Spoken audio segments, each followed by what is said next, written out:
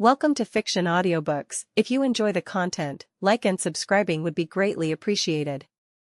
If you have any recommendations for novels, comment below. Please join my Patreon at https://www.patreon.com/fictionaudiobook. Chapter 764, Arcadia. You have 1 week to prepare and then we are off. Take care of the logistics. The shinobis and shinigamis have a different food consumption and thus take special care. Even the Straw Hats and Goku will join us, so we will need more food than a typical one. I don't want anyone to be hungry in this war, as logistics are very important. The last war had problems with betrayal. I want Naruto to take care of that. Batman said, as he wanted to keep all the holes plugged. They weren't sure who they were going to face, so they needed precautions even in the journey. After proper discussion, John and others left. Emma went to her parents' home and John went to meet his DD one last time before he goes for the invasion. John came to the home which his dad had on the ring. John knocked on the door and a familiar face opened the door. Valentina opened the door. John, what a pleasant surprise. Hi. It's been some time. Yes. Come in. Valentina looked young and strong. Like others, she too was given a dose from the dragon serum along with her family. Since she was the same as before, she continued looking after the life of Jameson as he continued his work, though he had lessened his work hours now and does most of the work from. Thanks to John, Daily Bugle was a huge news agency now with control over channels, media, and even OTT that broadcasts in the whole universe. John needed a distributor of his works and Daily Bugle had evolved into one as time went by as a huge media company with the help of Disney. John went in and then talked with Dad about the movie that Dad and Valentina and her family would have to go through. Jameson was surprised by the words of John. The last time he had expected that something was wrong, but he didn't expect that the situation was bad to this degree. What about the people of Earth? From your words I can infer that nothing is safe.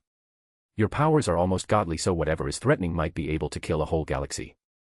So what about the people living here on Earth and Mars? I can't save everyone, Dad. I can only promise you that if we win, everything will be back to normal and we will have a happy ending.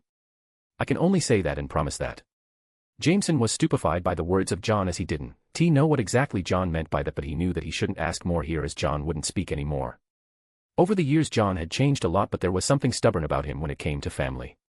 He would always put his family and Avengers first, and then the rest of the world came to the picture for him. John didn't even take the position of Sorcerer Supreme when he had the chance. After being convinced of moving out and doing the same thing with Valentina and her family. She didn't understand why this was to be done, but she trusted John as he has been a boon to her family. Her husband was doing a respectable job just because Jameson and his family helped her out. Even her children were well settled because of John, so she didn't think much and had decided to follow what John said. After this, John returned home and said to Orchid, "Orchid, I think we will have to move and go over to your old universe.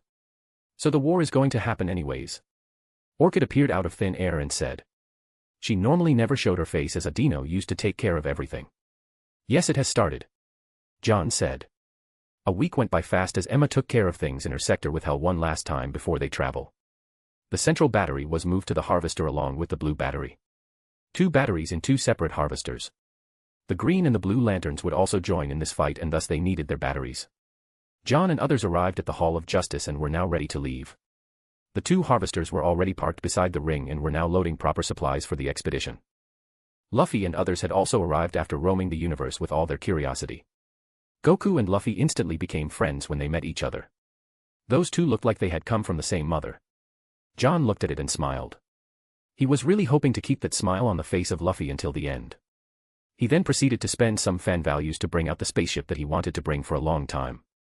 Arcadia. The Immortal Spaceship. Read 50+ chapters ahead on mypatreon.com/thelightagehost. Chapter 765, The Journey. The spaceship could heal itself and just needed a captain to pilot it. This spaceship was special and had a special history with changing the Earth for better, and John couldn't ask for any better thing to travel than this. He knew that there would be war and Perpetua wouldn't allow them to enter peacefully, so they needed something that could suffer damage and still carry on. Arcadia is taken from Captain Haddock, an anime movie where the spaceship is immortal and has a very complicated history which even I didn't completely understand. The only thing matters here is that the spaceship is immortal and would heal any damage and is powered by dark energy. The spaceship of the legends. Tony said as he saw the spaceship appearing. The spaceship was black and golden in color with the front end having the outline of a huge skull. The spaceship looked menacing and seemed like this was made to battle for the evil people. Only those who had watched the movies knew that it was completely different. John just smirked at it when he heard the exclamations of his friends. He had spent quite a lot of fan value on the ship and thought it lacked any good place to rest like the Harvester had, but it made up with its power. "Let's go in," John said as the spaceship slowly descended on the ring. As John stood in the hangar with few other Avengers, he said out loud, "We don't know if we will win this war. We don't know if we will be able to cross the wall safely. But we know for sure that we will give our best. Our expedition has just started and we need to make sure to give Perpetua a good gift and make sure that the darkest night remains as our nightmares that could only sneak up on us but never hurt if he ever comes into being. And if we can get our hands on the Batman who laughs, then it is a gift from heaven. So now let's win this." "Yes." John and other entered the Arcadia and soon they reached the command center, where they saw the captain of the ship, Captain Haddock, with his one eye patch sitting on the captain's seat. He got up and welcomed John and his friends. John had come with Goku, Luffy, Zoro, Nami for navigation purposes if ever required in Earth Prime, as John wasn't sure if his omnipotence would change after getting into the DC multiverse. And along with them there was Thor and Captain America. These were the first party and they carried a fierce amount of firepower. John had chosen this group after much thought and had to make sure that it was balanced, and even if they lose they would be able to come back safe and sound. Zoro and Luffy were just his personal preference as they both had high endurance and had a good amount of firepower. Plus, it must not be forgotten that John himself was carrying 10 devil fruits, so even without the power he had other buffs. Plus very high levels of hockey in all three forms. With all the buffs, John was sure to have the perfect team to lead the way and make the journey safe for others. "Let's set sail." Luffy shouted out loud, was grinning from ear to ear as he by now understood that he would be going to a new place which no people from his world has ever set before, though it was where he wasn't able to stop himself from being happy and excited. Captain smiled and gave the instructions. Oblivion had already appeared in the ship. This would be the first time for Arcadia in the Void and even first time in the Crack. Though he wouldn't follow John and his company to the Crack, it was his responsibility to give a lift to the Crack. Arcadia was lying fast with Luffy and Goku running around and exploring the huge spaceship. Nami was busy understanding how the things in Void works. She already had a good idea of how the space worked and was already able to navigate their ship when they sailed in the universe and had their adventures. Zoro and Thor were busy drinking while Captain just looked at the Void with a solemn face. Last time he couldn't go to the wall, but this time he would go to the other side, which was a huge leap for him, and he was looking forward to dealing with things to the end. Arcadia soon reached the Crack. Well, the word crack didn't fit it anymore.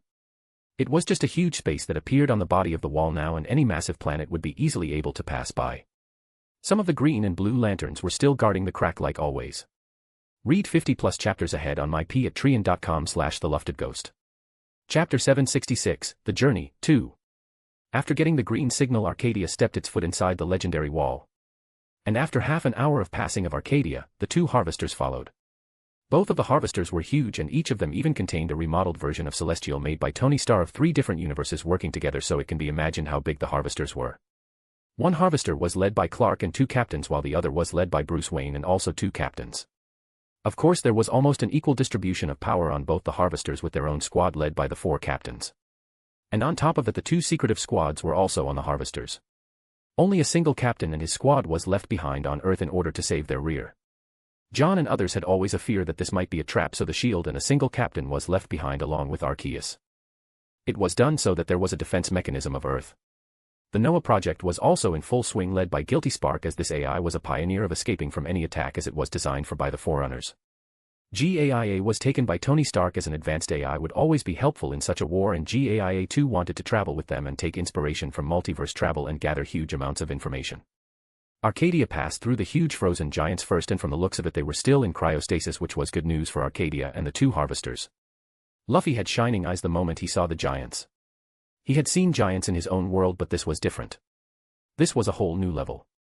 Even Goku was surprised by the sheer size of them and had never seen them before. Joe explained their history and understood that once they break out, they might have to fight them. Arcadia proceeded in its usual cautious way, silently breezing through the statues. It made sure not to bump on them and navigated the best way possible. The harvester would have to go through the top of their heads. Captain America said, "I guess. The space between them isn't big." Soon the statues were done with and now they were facing Void. John had already started using his magical power to get a proper sense of direction, and the only way they could do this was with the help of Nabu. Nabu was the Lord of Order from the DC multiverse, so it was only customary that finding the old home would be left in the hands of one of the oldest beings of their multiverse. In fact, John had used his amulet and even talked with the old Lords of Order to help Nabu in this regard. And thus with Nabu's help they navigated their way to the DC multiverse. Few hours went by and there was nothing but black void. The more time passed, the more anxious Captain Haddock was getting. He had never passed through such darkness for such a long time in his previous travels in the universe. There were at least stars in the universe. Here there was nothing, and this didn't sit well with him. John could see the anxiety of the crew, and even Captain America seemed a little fidgety in his spot, but there was nothing he could do. Arcadia was flying at a fast speed and also making sure that the two harvesters were behind them. And after a few more hours of travel, there were finally specks of light in this vast darkness. Everyone had a smile on their faces as they finally saw that there was light, but John and Luffy had solemn faces. "Guys, this might not be good," John said after various light specks popped up on the screen. Both John and Luffy's observation hockey was telling them that these lights weren't normal. "Is it an enemy?" Thor came forward as he had already in his special wall suit built by Reed and Tony before they came in. "Probably. Everyone suit up," John suggested. Hearing the words of John, everyone wore the suits. This suit wasn't made of nanoparticles, so they had to be worn physically as opposed to the ones Tony normally makes, and that was fine as these suits were made for endurance and could be worn anywhere. They approached the light specks very fast, and soon they got to see what these specks represented. These specks were a bunch of huge spaceships. These spaceships looked weird as all of them had one theme in common, and it was very apparent. These spaceships were black in color with floodlights on all of them, and each of them had a brand in the front. The brand that was famous in both of the worlds now. The brand of Batman. Read 50+ chapters ahead on mypatreon.com/thelightedgehost. Chapter 767, Robin King. Thor and Captain America clenched their teeth in anger seeing the brand of Batman. Though the brand on the head of the spaceships. Though the brand had many differences from the original brand that Bruce normally carried, it was very clear that the brand was one version of Batman. And on top of every spaceship that was hovering in darkness with huge floodlights that were illuminating the way forward, and they looked menacing from the distance. John could easily feel the creepiness coming out from the spaceships. John couldn't help but use magic to look who was commanding such a massive fleet, and from the look of things, these people seemed to know of their arrival from the start. They had been waiting for them. John squinted his eyes as he got to see who was sitting on the captain's ship. It was Robin King.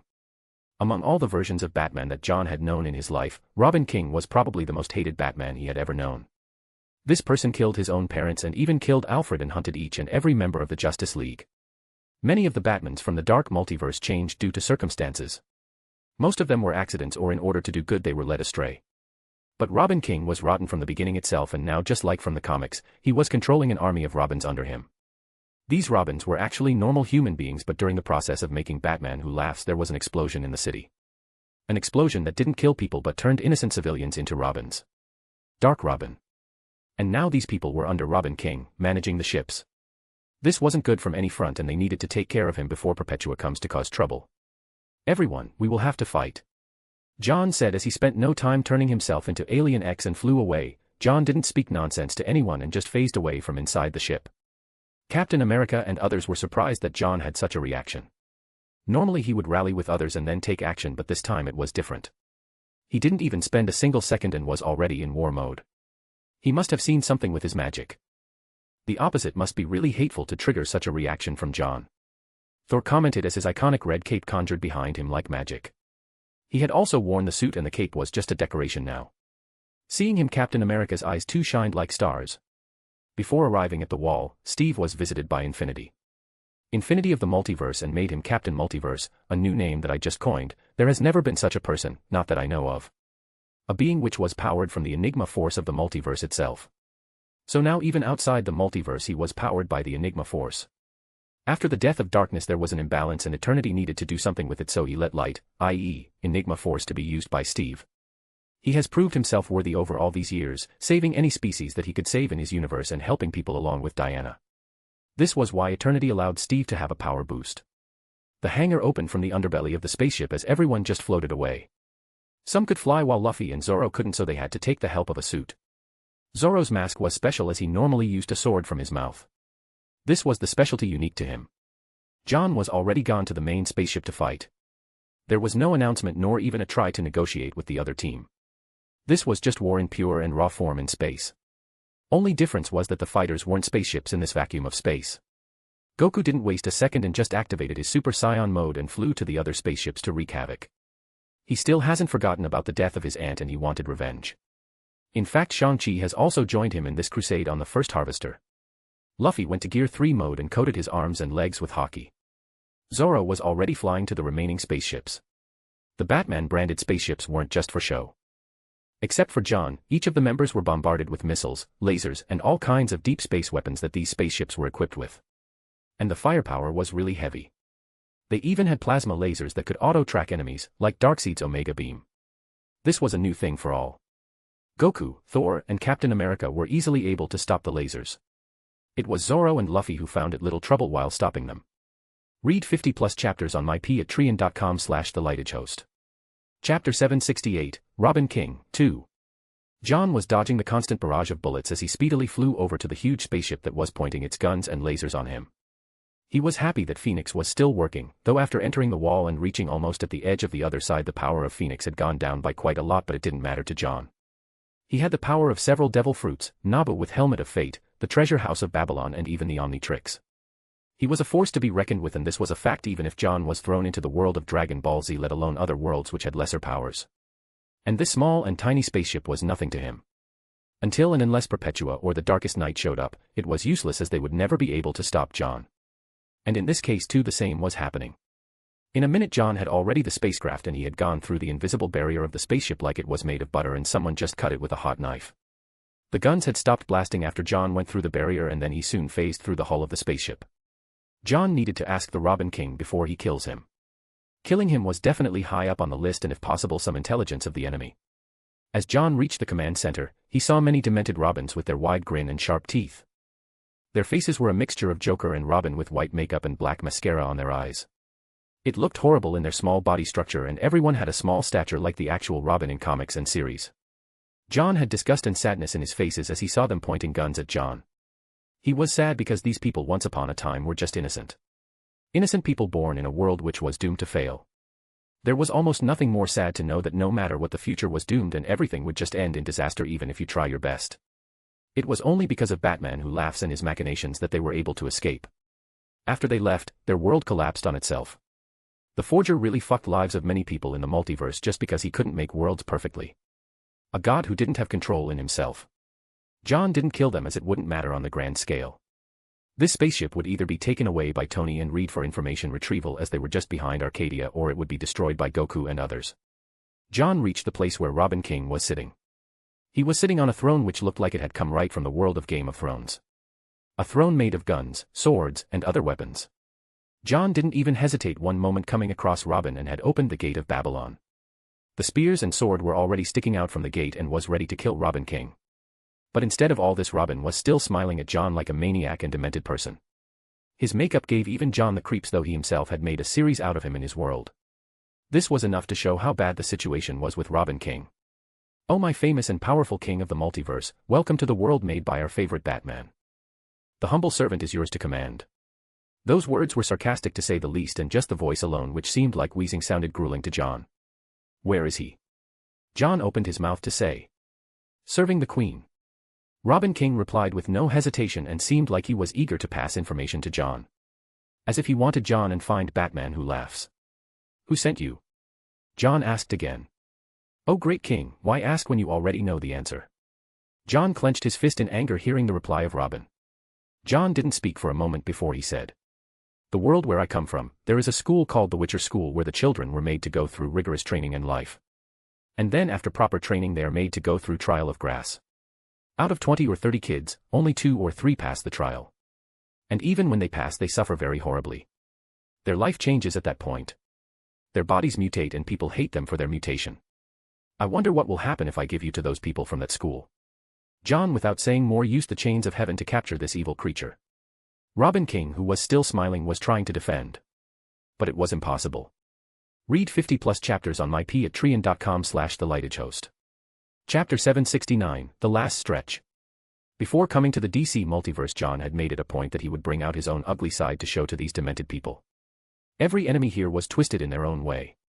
Even Perpetua herself. She wanted to create her own species, her own army which would be powerful and above everyone else so that she could overthrow the Hand and be free.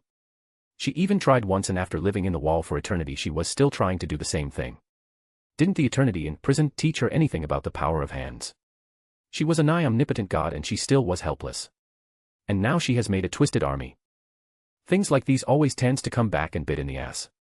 And since Robin King were one of the few that was not chemically or artificially made, John needed to vent his emotions on this guy. He needed to make sure that Robin King suffered. He didn't care if it was ethical or not. Batman might not like it, but at this point, he didn't care. This guy wasn't afraid of death, just like the Joker. But living was what scares the shit out of some people. John then proceeded to tie up Robin King with magical chains after taking out his utility belt, which had all kinds of weapons and things that could easily defeat multiple members of the Justice League. John proceeded to strip Robin King naked and make sure he didn't have any extra things on his body. Since you had so much fun torturing the others in your multiverse, craved for power, money, and even depraved yourself to killing your own parents, then I guess there is a reckoning. I and my friends will be the ones to take this multiverse away from more suffering and pain. After saying this, John used his magic to put on a wall-specified suit for Robin. He had multiple suits on him in his storage for rainy days, and this was one of those times. Robin King was still smiling as he wore the suit, but he looked a little confused at this point but didn't know if he should ask. Then he took Robin King and used his magic to destroy the spaceship from inside. He would love to keep the spaceship as souvenir, but Dr. Strange fate was breathing on his neck. Any leak of information would be disastrous at this point. John and Robin were the only one left in the debris after John destroyed everything with his Gate of Babylon. By the time he and Robin, who was still bounded by chains, came out, Goku was done dealing with the other spaceships, and so were the others. Luffy actually went to Nika mode to destroy more. His sheer size was what surprised everyone, as the anime of Nika mode was not out in their world. There were only hints of it. And now they had seen the Nika mode of Luffy. They were thrilled, while Zoro was as casual as he was, but his new sword was really a menace. Destroyed 3 of the spaceships in one go. Everyone gathered near John as they him coming out of the debris. Yo. Who is this? Goku asked. Our new prisoner. The Robin King. He is the Robin King. Let me take a close look at him. See if he is the devil, as they say. Zoro said as he gave his iconic evil smile and looked at Robin King up close. Others had a dignified expression. Goku even clenched his fists ready to blast him away at the signal of any misbehavior. Relax. I will hand him to the Wolf School and let them torture him. Since he killed everyone from the Justice League, it is only customary that we give him the same treatment. John said as he threw him into the dark space of the wall with multiple lights clinging on his body. And there was a huge signboard hanging from his neck saying, "Treat him good, Yennefer." Others smiled when they saw it, only Luffy was confused about what just happened. Zoro proceeded to explain him while mocking his brain. Others just laughed as they flew back to the Arcadia. Thor had a grin in his face as he too had fun. It had been a long time since he had come out and had this much fun. Arcadia was again back on track. This small intervention didn't even stop them for an hour. It was hardly for 15 minutes. Arcadia started flying in high speed again, while leaving Robin King to be picked up by the arriving Harvester. John made sure that the Harvester would pick him up. He didn't want to let go of Robin King. Their general of the army of Robins. Read 50+ chapters ahead on mypatreon.com/thelightagehost. Chapter 770, War. This was a small incident in the journey to the DC multiverse. He didn't understand why Robin King was sent away like a dog to be taken away. Robin King was in no way equipped to handle John and his team, and if Batman Who Laughs was so calculating, he should have seen it from miles away. No matter where Batman Who Laughs got the information from, be it Perpetua or Dr. Strange fate. In the end, John's team were on the levels of Perpetua. So why the hell was he sent as a scapegoat? After this, John had maintained his form of Alien X as he needed to know if there was any more ambush. An ambush of bigger size and power. But as time went by and they crossed millions of miles, there was nothing. And after a few hours of waiting, they could see a bright light very far. The bright light seemed very clear as Arcadia flew towards it. And the bright light turned out to be another wall, and like the wall boundary they have come through had the same crack, albeit it was way bigger. The situation is worse than I thought. John murmured. It was because he couldn't see any of the Guardians or the frozen villains. This meant that they had escaped. This wasn't good news. Yash. We have almost arrived. Luffy was excited for the new adventure. Zoro and others were too. But only serious people like Thor and John didn't have a good face. Joe, who had switched off the Alien X form, used his power to look how far the damage was done. While John and his team had almost reached the multiverse, something else was happening in the first Harvester as Superman's leading spaceship had come across Robin King's live body in space. What is this? A trap? Hyperion asked as he was with Superman's team. We don't know. GAIA, can you zoom up the image? Clark asked. And soon the image was zoomed and they finally saw the signboard with the sign of John and Thor. It looked like this was a delivery from the Magic Boy. Clark then ordered to bring the live body inside, but cautiously, as they weren't sure if Robin King was a trap by their enemies. They wanted to make sure. Even Superman himself came and made sure if anything went wrong he would be the first to respond. Seeing the body up close, everyone already recognized who the unconscious person was. Robin King. Many of the people present were already on the verge of attacking and killing this evil guy. All of the people present on the Harvester had seen the horrors of this guy and they wanted to kill him at first glance. But Superman stopped them, saying, "I know you want to kill this person. I want to do it too after what he has done to his world. But you have to understand that John had left him for us. There must be a reason." "How are you sure that it was John?" "It might even be a trap," said one ninja who had a huge kunai in his hand. "He just wanted to throw the kunai at the head of Robin King. This is the handiwork of John." Wanda, who was proficient in magic, came forward and attested. She could say that because she could feel the same magical power as Phoenix Force. This was unique to their multiverse and it could never be copied. After making sure that it was Robin King, he was sent to the prison. The prison was a good one as it had all the facilities and proper protection against magic and other forms. This was the perfect place for Robin King to be held and for doing interrogation. Orochimaru was the person in charge to bring out any information from the Robin King. Professionals should go for professional jobs. Robin King, who had just woken seeing a person as scary as himself, had a smile on his face. "I am going to have so much fun dissecting you before giving you to the Witchers." Orochimaru did a ninjutsu to start his operation of retrieving information. He needed to be fast about or else Mayuri would make fun of him. John and Arcadia had finally reached the borders and by now John had a general overview of the multiverse of DC. Among the 52 universes of the DC multiverse, only 4 remained, which included Earth Prime. When John broke the news there was an uproar. Luffy, who had been smiling happily until then, had a gloom in his eyes. Goku was infuriated that something like this really happened.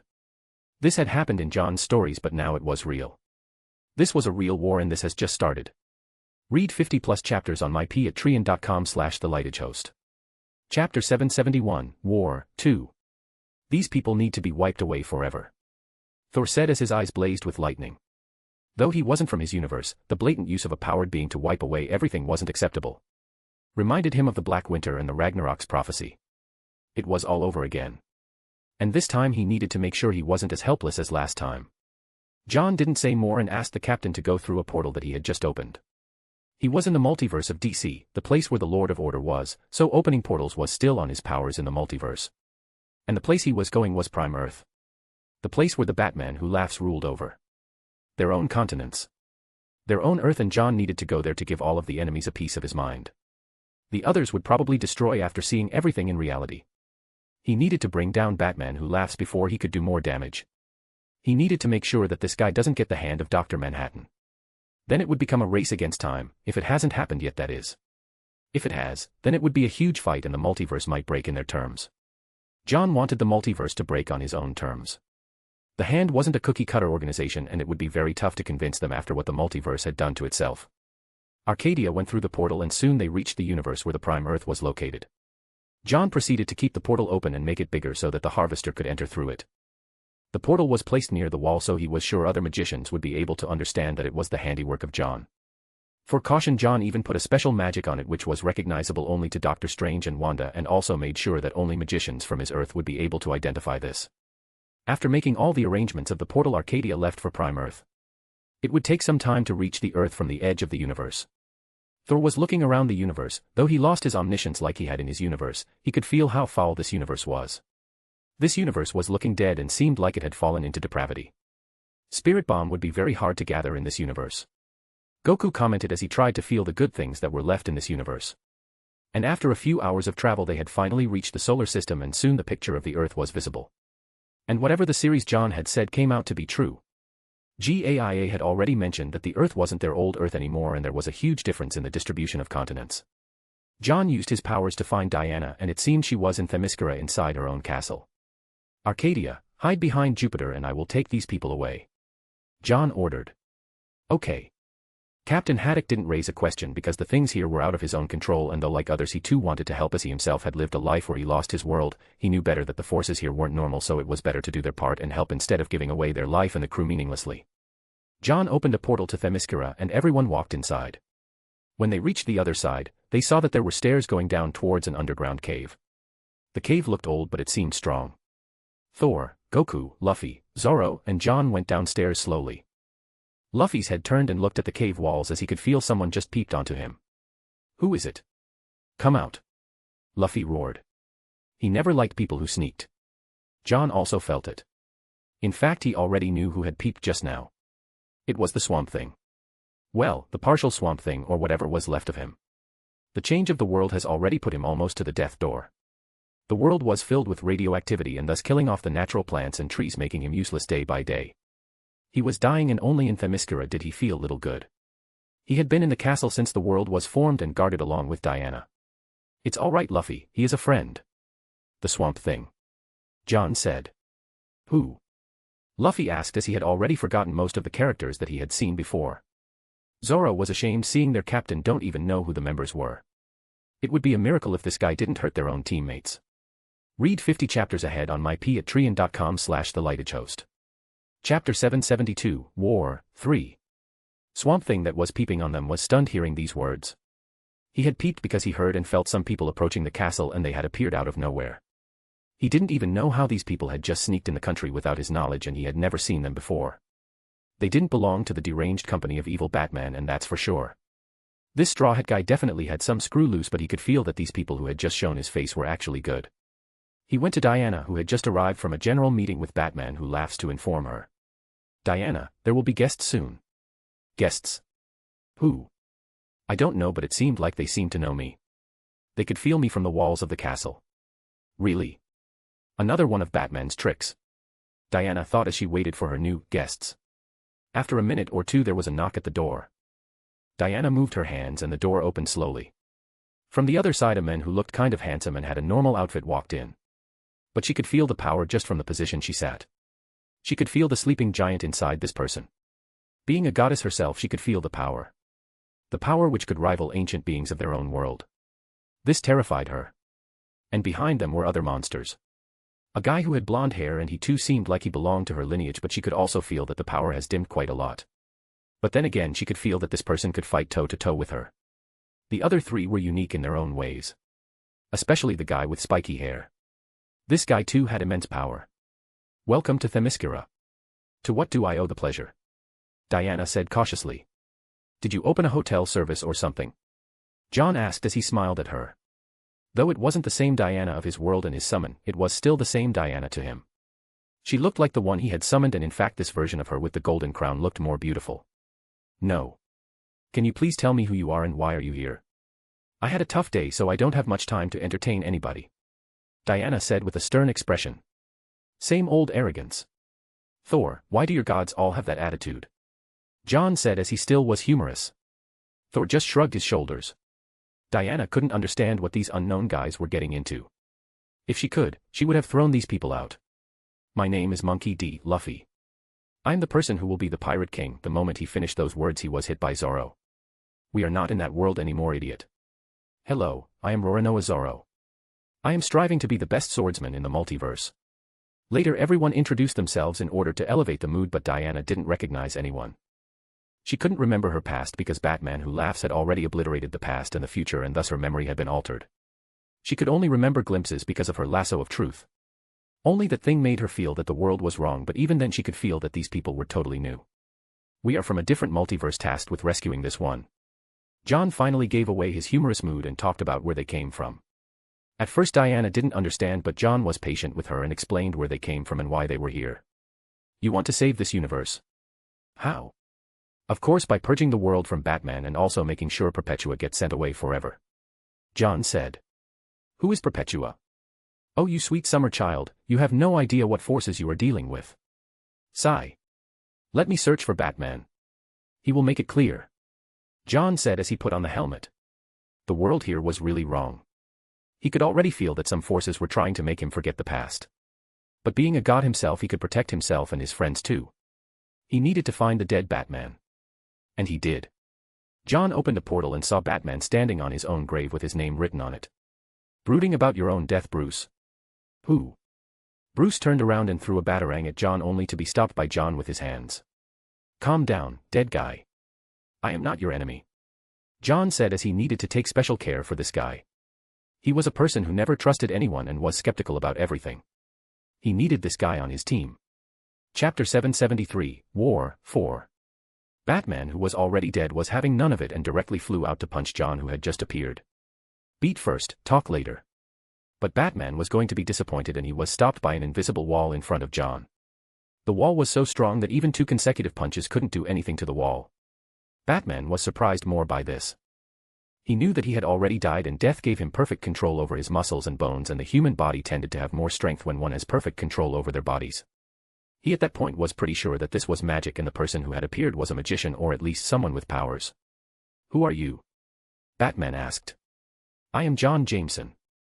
I have come a long way in search of you and to make sure the universes left don't fall into more destruction." John Jameson.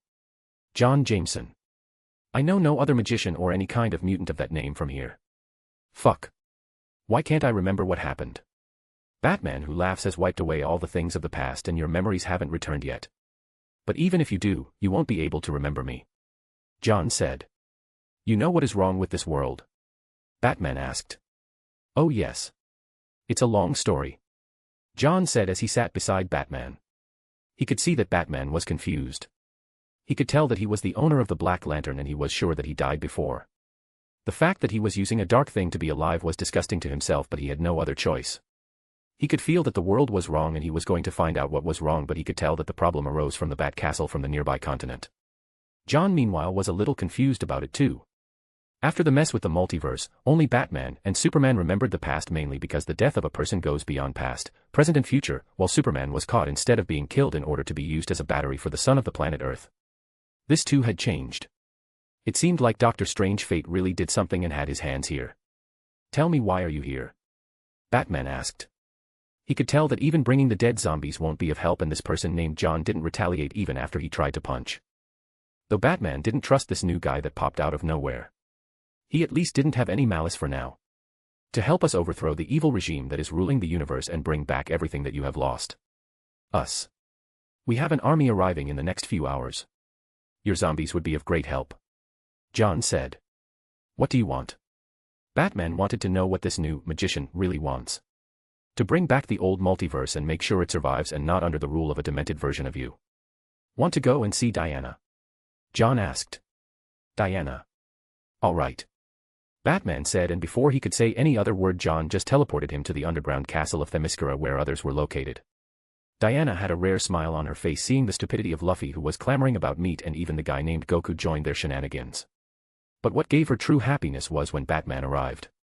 She couldn't hold it anymore and went to hug Batman. He had missed her. She felt like she was glad that Batman she knew was still alive. Batman was taken aback by the sudden assault and was almost ready to defend, but after seeing a known person had hugged him, he didn't stop. Hello, Bruce. Hello, Diana. Ah. Seems like a long time ago. It's not actually, though you both feel that a lifetime has passed. You both fought together not much time ago, and since there is no past to the world, you both feel like an eternity has passed. Diana, you understood what we spoke before, you can explain it to him. I thought Batman had his old memories, but I was wrong. John said. Diana then explained what John had spoken of before. Actually, Diana was still skeptical of what John and this new team had said, but somehow she could feel that what John said was right. Probably because John had the Phoenix Force and he was the embodiment of life force. Batman, being the paranoid of the group, didn't believe what John said at all, but for now he would dance with them as he needed allies now. As Diana was talking with Bruce, John received a call. The call he had been waiting for. Read 40+ chapters on mypatreon.com/thelightagehost. Chapter 774, War 5. Yes. A phone call. It had been a long time since John had to use the old ways for communication. He could use his omniscience, but that might trigger the senses of Perpetua, who was busy draining the power of the remaining universes as they made plans.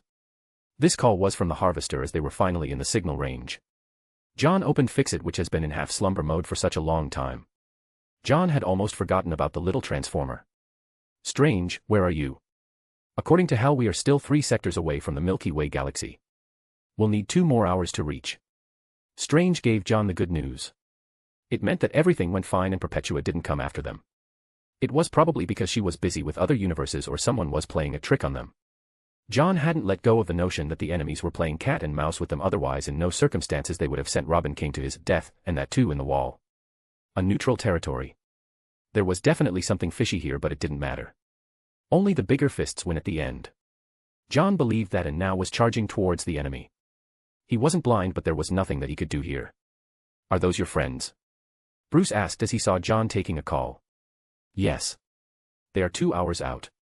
Do you have any plans? Yes. Storm the Bat Castle. Take down Batman who laughs and all other evil versions of you. All of them come from the dark multiverse, and I will warn, some of them are truly demented to the extreme. So I would like your focus. You seem like you are confident of taking down this so-called Batman who laughs. I can fight against him. But this multiverse is your territory, plus there is Perpetua, who herself was the ancient ruler of the multiverse until the Hand came and imprisoned her. So we have 2 strong enemies. And I want to take down the weakest before he gains a power that crosses the threshold of the universe. John said. And how do you want to do this? Diana asked. Do you know your lasso of truth is one of the most powerful things that could help us liberate the world from the chains? John asked. What? What do you mean? Diana was surprised by the words and she didn't understand the meaning. John then explained the whole theory of past, present and future, and at the end telling her that this lasso could liberate the world and make people remember the past, which in turn will give rise to the positive forces and weaken the negative forces which are ruling their universe right now. Good theory. But how do we trust you? Bruce asked. You don't have to. Lobo is right now coming to Earth as we speak. He will explain to you better. John said. In the comics it was Lobo who helped Diana get to the place where the truth was, and thus with the help of her lasso she became a god which destroyed the current multiverse. Lobo was introduced as a villain, but later he was turned into a bounty hunter in the universe who would do anything for money. In the comics, after Lex Luthor fell out of grace in the eyes of Perpetua, he in resentment asked Lobo to help him bring her down in exchange of money, and thus Lobo ended up helping Diana. Lobo. That maniac. Why will I trust him? Diana asked. Because he knows your past, Diana. Lex remembers the past. He was the last herald of Perpetua. The last champion before Batman who laughs took away everything. Oh yeah. He would do anything for money, so you can ask him about it too. John said. He wasn't exactly being convincing here, but he could only do so much. Diana and Bruce asked for privacy as they needed to make sure that they were dealing with the correct people. John had a team, and from the looks of it, it might be a huge team. The power play was weak on their side, but there was nothing they could do. But then Diana mentioned a name that Bruce had almost forgotten. Clark Kent. Superman. They needed Superman if they wanted to have an equal deal with the Allies. But both of them didn't remember what happened to Superman. So again they had to come to John for answers shamelessly. Superman is alive, but he won't be for long. He is being turned into Darkseid by the Darkseid Batman as we speak. He is forced to be the battery of the sun of this earth, so you will have to go and rescue him. Read 40+ chapters ahead on my p@trian.com/thelightagehost. Chapter 775, War, 6. The more John revealed, the more dizzy they became. This world was wrong in so many ways. Even the famous Superman was used as a battery. Was this a matrix or something? At the end they had to believe the words of John, as there was no other clue. So should we approach the Castle Bat? We will go underground, and since it's a huge castle it has to have an underground sewer. So we will use that and charge inside. It is inside Castle Bat that Superman is imprisoned. We will free him and take care of Batman who laughs. Batman, I know your no-kill rule, but I will definitely kill and turn his body into ashes. So I hope you won't stop me. John said. The no-kill rule of Batman was still on, and due to him being merciful was the reason Batman who laughs escaped from prison and ushered the reign of his terror. John didn't want to commit the same mistake again on behalf of Batman. He didn't want to leave the chance that the Batman who laughs would turn into the darkest night, and then it would be a nightmare. Swamp Thing was looking at all of this and hearing the stories with interest. He looked really bad. There were almost no muscles on his body. The skin was sticking to his skeletal bones, and in fact at many places the organs could be seen as there was no skin to cover it. It seemed like he was alive just because of luck. John took pity on him and gave him a little force so that at least he could be better and not look so pathetic. The Swamp Thing was a great spy, and they needed people like him. Castle Bat wasn't easy, and it would take a lot of time to search for the sewer, so they better ask for his help. And of course, John would make sure he didn't have to commit suicide near Castle Black like the original story. Since he had arrived, he would have made sure to save as many as possible. Bruce and Diana had opened the map of the world and were surprised by the huge change of Swamp Thing. Diana in particular was very happy to see her old friend better. Help me locate the entrance of the sewer, old friend. Diana asked. Swamp Thing then proceeded to draw the whole sewage structure of Castle Black and even the places where they could encounter walls and guards. We will need a distraction. I am sure even the sewage would be heavily guarded. The Avengers would deploy 3 teams for them to assault Castle Black in broad daylight so that we occupy their attention. 2 teams would go with us under Castle Black. 1 will follow Diana for her to gain the power of truth, thus liberating the past and the present. And the other team would follow Batman, who will help to release Superman. Batman, you can choose any team you like or follow your own path, but this is the route I calculated and this is the most optimum way to confront the enemy. Batman, who laughs, is the herald of Perpetua, so I will have to make sure he doesn't interfere. Bruce and Diana both accepted this and they were relieved that John wasn't asking them to follow his plans. At least he was good on the surface, only the actions would prove later as he rolled his Black Lantern ring on his finger. Diana still didn't know that Bruce was dead and John too didn't tell that secret. It was better for her not to know. As the plans were being made on which sewer to attack and which to leave, John again got a call. We are outside the solar system. Point us magically, and we will be there. Strange said. John's eyes shined as he made magic signs with his hand. He could open a portal, but his magic was more in tune with this world, so he needed to avoid using Dr. Fate's magic as much as possible. Got the coordinates. Strange responded after a few seconds. And in the next moment a circular portal appeared in the hall of the castle. Actually, there were multiple circular portals. And from these portals emerged the people that John, Goku, and others were waiting for. Bruce and Diana didn't recognize more than half of them, and even Diana, who had the lasso of truth, didn't have recollection of any of them. But shit hit the fan when Batman and Superman of John's own world came. They had their eyes wide open. When John said that he would bring his own team, they didn't expect this. Even Diana from John's world had arrived. The two superheroes didn't know what to say after seeing this. Read 40+ chapters on mypatreon.com/thelitagehost. Chapter 776, War, 7. It was like the same old 3 Spider-Man meme again, but this time it was for the DC Multiverse. Bruce. Hello Bruce, you look exhausted. Diana. You need to leave that piece of shit Batman who laughs. But I like the crown though. Diana from John's world said. DC Diana and Bruce really didn't expect that John's multiverse would have their own versions. The explanation that John gave before was that they came from a different multiverse, but he was seeing something different here. Even Superman was among them. What exactly was going on? Bruce, you explain it to them. I will explain the rest of the plan that we had just made. John said as he took the leaders of the Avengers, Shing Amos and Shinobi World, and explained to them their plan. Strange would be present in all 3 teams as he would be responsible for teleportation purposes. From the looks of it, this might even look like an overkill from many perspectives. But the thing was, Batman who laughs had contacts with Perpetua and Dr. Strange Fate, and that was terrifying. He already was an anomaly, and having more power and contacts would just be crazy. John and Goku would be responsible for handling Batman who laughs, others were given free reign in their own teams. If the Batman who laughs wasn't easily taken down, then it would be full-blown war. The lower-level shinobis and shinigamis were ready to fight, and they were eagerly waiting at the harvesters that were in hiding mode behind the planet of Pluto.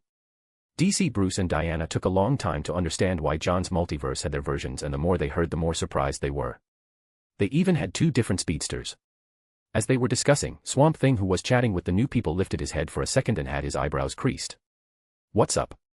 Steve, who was talking to him, asked. He is coming. And it seems like he has a prisoner to deliver. DC Diana also had his eyebrows creased as she didn't expect the enemy to arrive at the doors before they could even go after them. The others were not that surprised. They had seen the story John had portrayed in the series and they knew exactly who the prisoner was. It was Wally West. John smiled as he heard that and said, I will hide you all with my magic, and this is the right time to ambush this guy. All nodded their heads, but internally they were a little confused too. Robin King was sent to the wall, and this Batman who laughs looked like he didn't seem to know, otherwise would have already been ambushed by a team of Dark Multiverse Batman, but there was nothing like that. And this guy following the original story was coming with Flash. Did he not know that Robin King had disappeared, or was he just playing stupid? Batman who laughs was too cunning for his own good, so they just didn't understand what was the play here. But it didn't matter now. The ball had started rolling, so only when it reached the end would they know what it had destroyed on its path. John used his magic, and in order to make sure his magic wasn't being overused, Strange too did his magic and used his mirror dimension to hide themselves.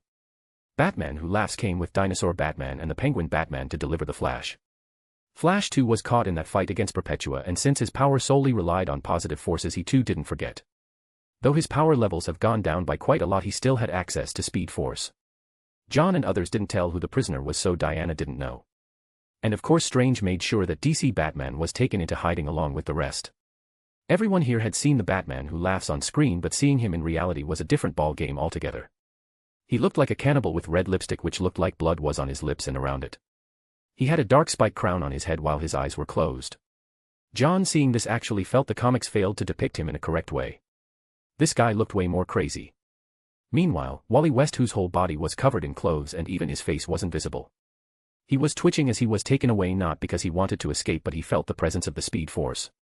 The castle had a huge presence of the Speed Force, but sadly he couldn't access it. He could feel that once he got access to it, he would be able to take down his prisoners, and for this reason he was fidgeting on his spot. Read 40+ chapters on my patreon.com/thelightagehost. Chapter 777, War, 8. Diana, it seems like you are not so happy to see me. Batman Who Laughs said with his creepy laugh. He looked disgusting to say the least, and others who were looking at the show could tell that Diana was pissed off. By now she had known everything that was there to know and things that she needed to complete in order to bring the old world back. We just met a few days ago. What do you want now? Diana didn't reply to that and asked another question instead. She was just waiting for others to jump in and take this guy away forever and maybe kill him. She was a warrior by birth and thus she didn't have the no-kill rule like Batman. But then again she held back and looked at the new prisoner that this guy had just brought. In her prison she had more prisoners like Joker, Slade, Penguin, and other villains which belonged to the original world. According to the Batman Who Laughs, these villains were an anomaly and they would create more chaos for him in this world, so it was better to lock these villains up. And today for the first time an actual superhero would join the list. Flash was taken downstairs forcibly as he was looking around and trying to access the Speed Force, but he was failing, and thus seeing no way out he called out to Diana. Diana, remember. And unlike the original story, Diana had a smile on her face as he heard that. She already knew what had happened and she already got the answer that she felt that she had been searching for in her whole life. And Diana got the signal that the ambush would happen now in her mind. John had telepathically asked her to hold Batman Who Laughs. This guy had access to Mother Box teleportation and they didn't want this guy to escape. As Batman Who Laughs was taking a step downstairs, Diana brought out her lasso of truth and threw it at the neck of Batman Who Laughs. The Dinosaur Batman and the Penguin Batman didn't expect sudden betrayal from Diana, as she had always been the ally of Batman Who Laughs, though she tended to be annoying. Seeing such a move, both of the Batmen jumped towards Diana only to be stopped by swords placed on their necks. Kenpachi had placed his huge sword at the neck of Dinosaur Batman. The blade of Zaraki was actually 2 times bigger than the neck of this big guy, so it would be understood how big the blade of Zaraki was. And Penguin Batman had the sword of Ichigo on his neck. Any single move from both of them would just be heads rolling on the floor. Batman Who Laughs slowly turned his head and looked at the sudden huge number of people that had emerged. Inherently he didn't have any powers, so he couldn't tell of how powerful these people were, but the 2 swords that were placed on the necks of his subordinates was enough to prove that these people who had appeared didn't seem to be joking. He still had his creepy smile with white teeth showing. His face structure was in such a way that he could never show any other emotions on his face. He tried freeing himself away from the lasso of truth, but Diana had too much power. Dear Diana, you have acquired quite a number of allies. Batman Who Laughs said while laughing. John's universe Batman, who had been silent all this time, couldn't hold it together and his eyes burning in laser as he was ready to burn this piece of shit forever, never to be reborn again as the darkest night. After all, this was the plan. But it was DC Batman who put his hand on his shoulder to calm him down. These two were almost the same with the same backstory, so he could understand that seeing an evil version of himself was just wrong on so many levels. He too wanted to kill this guy, but before they needed some answers. John didn't waste any more second and used his chains of heaven to lock down Batman Who Laughs. DC, Diana, Batman, and Swamp Thing were surprised seeing such a weird power of John but didn't comment. They had better things to do now. You have had quite the fun. Being servant of Barbados for such a long time, and once he was done you went for Perpetua. From one servant to another servant. Quite a resume you have there. Batman Who Laughs twitched in his place. These chains didn't even allow him to move. Dinosaur Batman and Penguin Batman also wanted to help, but all they got was a trace of blood flowing down the neck of Penguin and the dinosaur being cut from the mechanical skin of its neck. Read 40+ chapters ahead on my patreon.com/thelightagehost. Chapter 778, War, 9. He. Diana, quite the person you have brought to interrogate me. Batman Who Laughs still didn't seem to care that he was in a dire situation and he might die anytime. Diana was disgusted by this and went on and punched him on the face. Ha ha ha ha ha. John continued laughing and smiled, seeing the erratic reaction of Batman Who Laughs. You seem to find it funny. Then tell me if it's funny that Robin King is missing.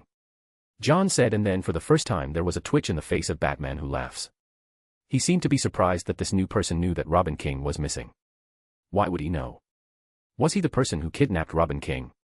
But Robin King was just another of his pawns. Why would this new person kidnap him? Does he really not know? Bruce came forward and asked John, seeing the little confusion in his face. How do I know? Charles, can you look into his mind? John asked Charles, who was wearing his X helmet. You want me to look into the mind of this demented being? Why don't you do it? Well, I don't want to sully my brain with dark scenes. John said. Sigh. All bad things are being pushed towards my side. Charles then proceeded to look into the mind of Batman Who Laughs. He shuddered in his place for a second before coming back to normal. Charles saw some horrific scenes from his dark multiverse and he almost hated seeing all this, but they needed the information. He doesn't seem to have any connection with that guy. Right now he is hoping that we kill him so that he can transform himself to the ultimate form. Charles said, but he was confused himself. How is this possible? Robin King seems to know who that person is and he doesn't. Did he come and kidnap that guy just to taunt us? By the way, did you look into the mind of Robin King? Tony asked. I did. But there seems to be some kind of magical barrier that is forcing me to stop. Charles said as all the other two versions tried reading his mind but of no avail. Even Jean tried but still they couldn't break the barrier. There was something weird going on with Robin King and for this reason he was handed over to Mayuri and Orochimaru. This was the best they could do to bring out the answers they needed to, as those two were professionals. So this guy knows nothing. Are there any small barriers? Superman floated near Batman Who Laughs and asked Charles. There is nothing. Charles said again. So he is a useless guy who just wants to transform himself from a servant to a ruler. Not gonna lie, I feel a little pity. Born in the wrong universe, got assaulted by gas and now just a serial killer with brainless ambition. Flash said. Meanwhile, Wally West was hyperventilating in his own mind. Another Flash. Another Diana. Another Bruce. Oh God. This was making his brain dizzy. And who were all these weird people who had arrived? He had traveled in the multiverse so many times and he had never seen such people before. But the only silver lining was that he could feel the speed force from two people here. One that looked like Barry Allen and another who had white hair. All he needed would be their help to make him get access to the speed force. Batman Who Laughs still had his smile due to his face structure, but if anyone looked closely one could tell that this person wasn't happy at all. These people talked about him like he was trash. That's how Barbados used to talk to him. That's how Perpetua talks with him. He hated that fact. He wanted to make the world in his own image. A perfect world where everyone lived at present. He didn't have any huge ambitions like Perpetua and just wanted to live on his own terms, and these unknown guys were coming and pitying him. This was unforgivable. He wanted to bring his army and have a fight, but the chains of heaven didn't allow him to move even a finger. There was no way he could alert anyone. What should we do for him? John asked. Dispose him since he is a useless guy. If he gets his hand on the dead body of Dr. Manhattan, it would be troublesome. Until the hand arrives we need to be as shiny and mankind-loving as possible so that those people don't judge us. I thought it would be quite a fight. What a disappointment. Goku said as he was looking forward to fighting the Darkest Night, but here it seemed he thought too much. Even John thought too much at this point. Dr. Strange Fate seemed like he didn't want to meet anyone who was too cunning. Read 40+ chapters ahead on myp@trian.com/thelightagehost. Chapter 779, War, 10. Ha ha ha ha. Kill me. Ha ha ha ha. If you kill me she will come and then you all will die. I don't know where you came from to show such arrogance in my world. Batman Who Laughs was laughing hearing John and others speak of his murder in such a casual manner. Though he was surprised that they were able to deduce that fact, he wanted to die and then gain the power of Dr. Manhattan, but it didn't matter. He would never let anyone threaten him and treat him like Perpetua does. He had enough of her. John and others didn't even care about the hysteric laugh of Batman Who Laughs. Perpetua was strong for sure, but the moment they could get the positive forces back and let everyone here remember their past, then it would be game over for her. After all, her power came from the dark forces and it would be easier for them to take her down. In the comics, Batman Who Laughs defeated her because he had a better pull on the forces of the multiverse than herself. She was defeated. Not killed. And this time John would make sure that she wouldn't come back. Batman went straight to Batman Who Laughs and punched him with his kryptonite strength. This broke the jaw and let Batman Who Laughs lose his consciousness. DC Batman had his eyebrows creased seeing the body strength of his counterpart. He already felt that something was wrong with this guy and now he was sure. What have you done to your body? DC Batman asked. I am half kryptonite. Bruce replied. We can have family discussions later. Clark said as it was time to invade Castle Bat. The Batmans residing on the Castle Bat tended to work independently until Batman Who Laughs came and ordered something. So even if they had lost their leader, it wouldn't mean that it would be easier for them to invade Castle Bat. Invade the Castle Bat. And I will keep an eye on Perpetua. Diana, you need to work fast. John said. All nodded their heads and they got divided into teams. Seeing as a hassle, Ichigo and Kenpachi chopped off the heads of the minions of Batman. There was no point in keeping these two alive. DC Batman didn't have a good face when he saw the enemy's heads being chopped off, but he didn't have the power to say anything. He didn't even understand what kind of people they were, and at this point they needed to be allies. Wally West volunteered to join Diana, seeing Flash also going with DC Diana to bring out the truth with her lasso. He could get his hands on a little bit of speed force in this way. Batman, who laughs, was internally sweating seeing the two minions' heads chopped off, not because he cared about them but because of how easily they killed them. Heroes of this world always had a bottom line, but these people didn't have one. And that was terrifying. On the castle bat at the top there were always 4 guards defending the castle at all times. Tony, Thor, Wolverine, Hyperion, Wanda, Yennefer, Pietro, and Ciri would go on the top of the castle and fight the 4 guardians. The 4 guardians this time were the Drowned, Devastator, Red Death and the Dawnbreaker. So it was basically 4 Justice League members but on the bad side. This would be a tough fight as all the 4 members were very strong. Tony had already decided to use his celestial armor. After applying the Hank Pym technology on the armor, he was able to shorten the height of the celestial armor to its normal size so he would be able to use it freely. Hank Pym didn't allow Ant-Man to join the universe, but in exchange he decided to help the Avengers whenever necessary, and the Avengers respected that decision. Ant-Man was still there but he didn't join the Avengers, and Scott lived his own good life. Superman would follow DC Batman along with the other Batman. They would have to fight against a Darkseid Batman. Darkseid itself was terrifying. Having him as a version of Batman was more terrifying, so for this reason 2 Kryptonians were taken as measure. Of course Yamamoto, Kenpachi, and Kairoku had joined their team. The other captains would join the normal invasion that would take place at the Castle Bat. And the other team, which would follow DC Diana in search of the truth, would be escorted by Steve, Diana, Flash, Wally West and various other members. They also know Superboy might try to stop them, so they too needed serious firepower. Superboy wasn't exactly as powerful as Superman, but at the end he was still a Kryptonian. All the Kages had decided to join this team along with Sasuke. Thus all the teams were ready to roll. Read 40+ chapters on mypatreon.com/thelightagehost. Chapter 780, War, 11. Diana and Batman's team went through the portal that Cyborg made and they soon came to the outskirts of the Castle Bat. It looked huge and eerie from a distance. The castle was huge and eerie looking. The sky was overcast with some flashes of lightning. The lightning was all that illuminated the castle from time to time. And from the flash they could see the spires that were built on top of the castle, and on each spire there was a Batman. Some people who had good eyesight could see this. Seeing this from afar was enough to send chills down their spines. Especially the Devastator. For those who had watched the series, they felt even the high-grade CGI couldn't ever replace the actual one. The actual one was terrifying. Let's go. They will be handled. John's Batman said as he floated forward in stealth. They needed to go to the location that the Swamp Thing had marked and enter inside. Only after they encounter the underground wall and breaking it apart would they be able to summon the army that was in the Harvester.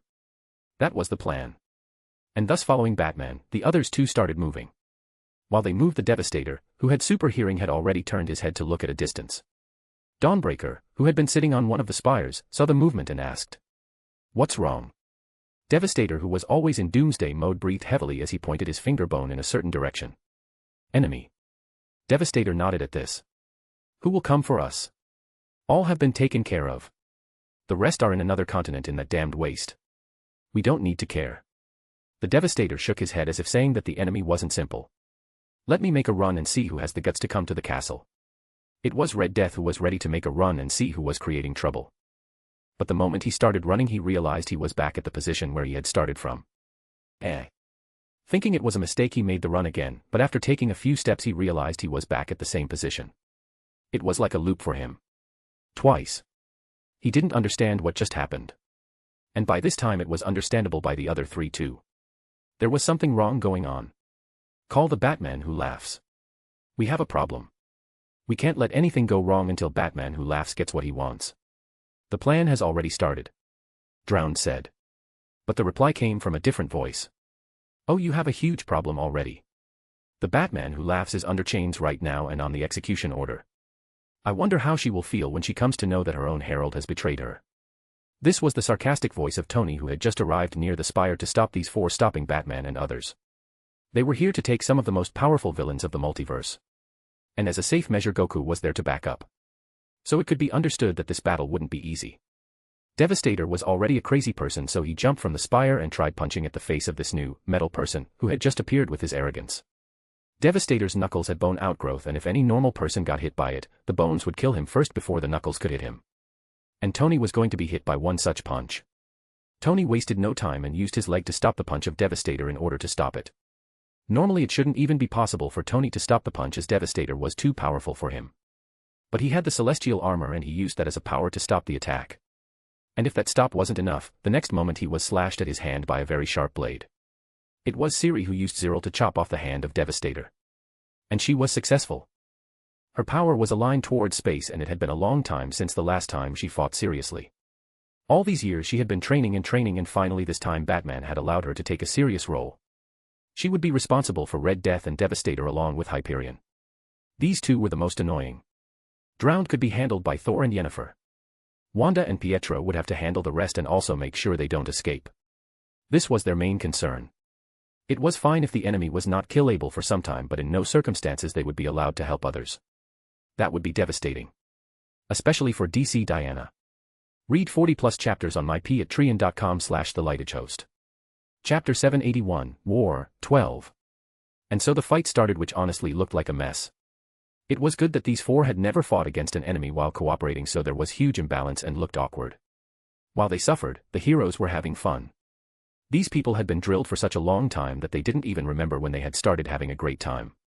The first slice of Siri was successful as Devastator cried out in pain. His hand got sliced with no hindrance whatsoever. The blade of Siri had the power of space and she now had great control on her power. But after moments of Devastator's hand being cut off, another hand grew in its place. The Doomsday virus would let a person evolve if there was sufficient energy, just like the Doomsday in the movie. And from the looks of it, Devastator had loads of energy as he was able to regenerate his lost arm within seconds. The question was, for how long? Red Death ran and he understood that he needed to bring this girl with white hair down fast. He could already feel the same power when he was sent in a loop. This girl was dangerous. But as he ran to stop Siri, he was right on the face with a fast punch. Red Death was thrown quite a few meters back. What? You didn't see that coming. And after Red Death was thrown away, he was struck by a massive lightning that came down from the clouds. It was Thor who got away from Drowned and came to bring down Red Death. Hyperion was facing Drowned. Hyperion proved to be too powerful for the Drowned as Hyperion was holding him by his face and was going through the castle bat's upper floor like it was nothing. He was flying too fast. Drowned had an ancient power in his body. One of the 7 negative forces, but this was not enough to overwhelm Hyperion, who could called as the Superman of Marvel along with Sentry. The last was Dawnbreaker. His constructs were powerful for sure given by his huge willpower, but power and constructs weren't the same. Especially, if the opposing power was magic and that came from a powerful and angry witch. She was using lightning and plasma balls on him like it was July 4th. At first the constructs were able to hold off, but constant magic was able to tear them off. And as the constructs were breaking off, lightning and plasma balls hurt his body.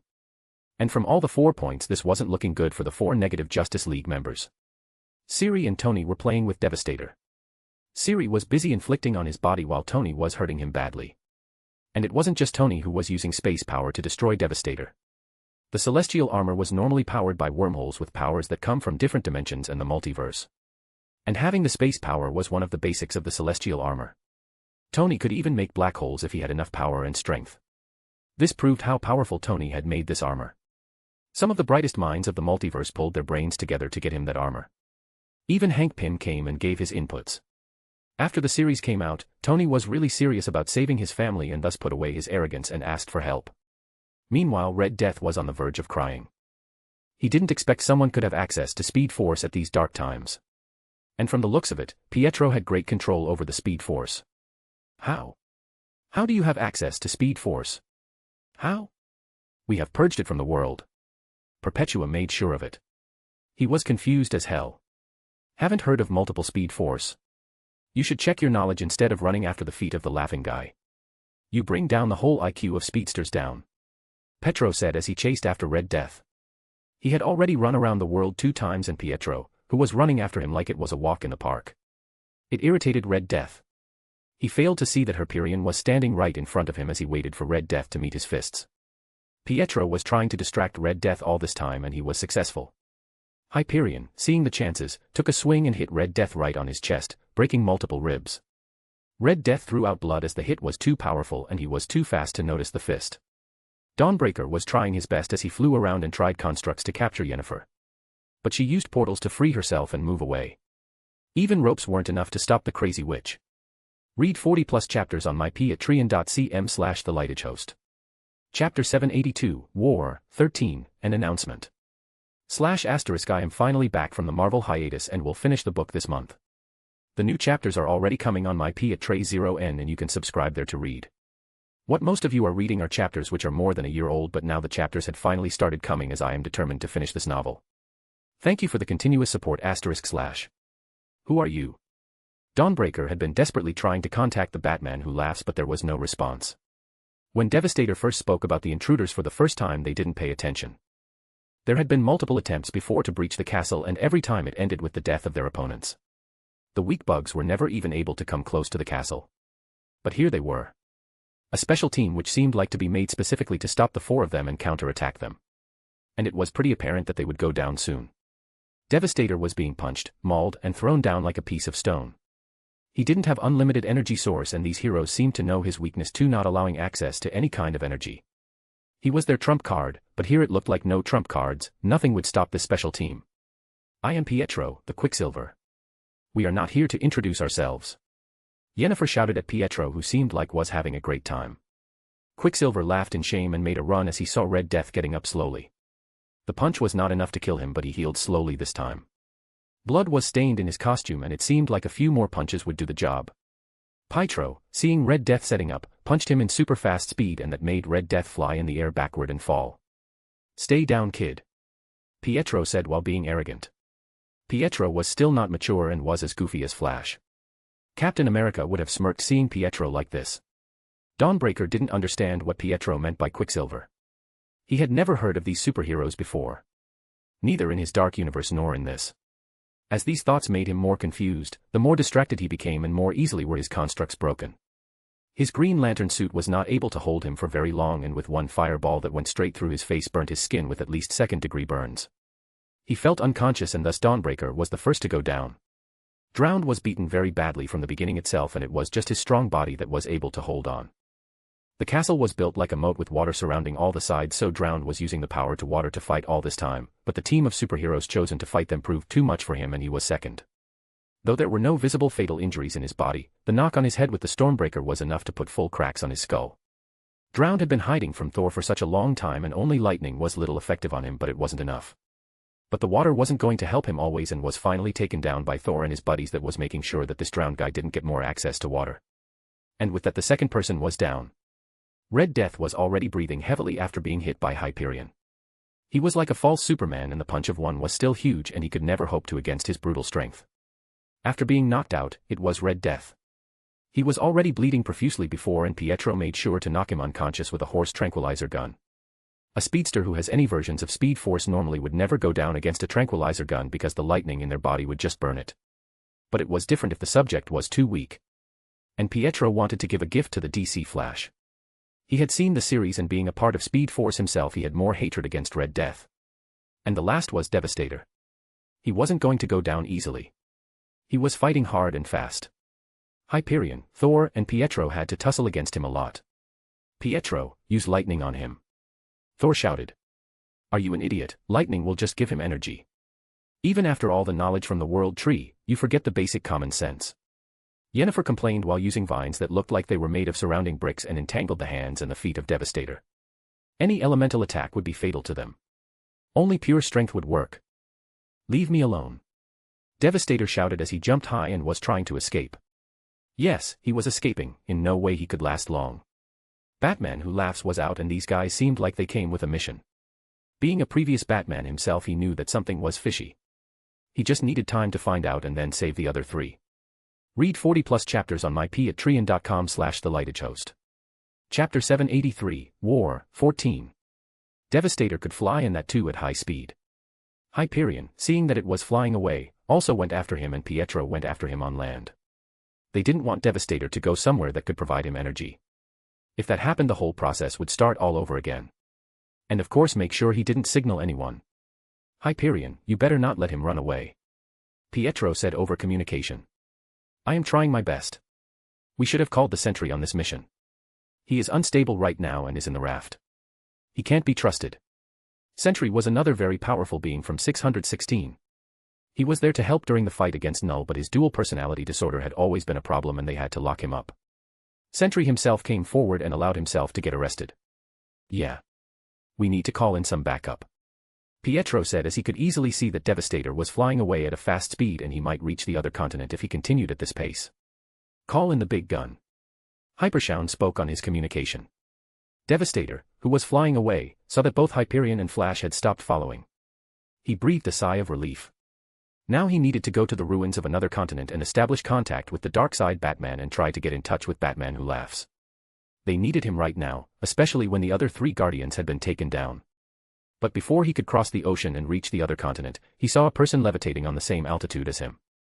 This person had an unusual black hair which was spiky and had a body that could be envied by the big bodybuilders. Devastator had a gloomy face as he understood that this person was here to stop him and was probably more powerful than Hyperion and Flash, otherwise they wouldn't have just left midway in the chase.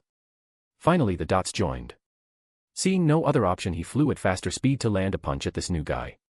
The person just smiled, looking at Devastator as he stopped his punch with just a casual defense with his palm. The person who was the big gun for others in the team was Goku. He was called to stop Devastator and kill him. They said that you have injected yourself with the Doomsday virus. I have fought for a bit with Superman and let me break it down to you.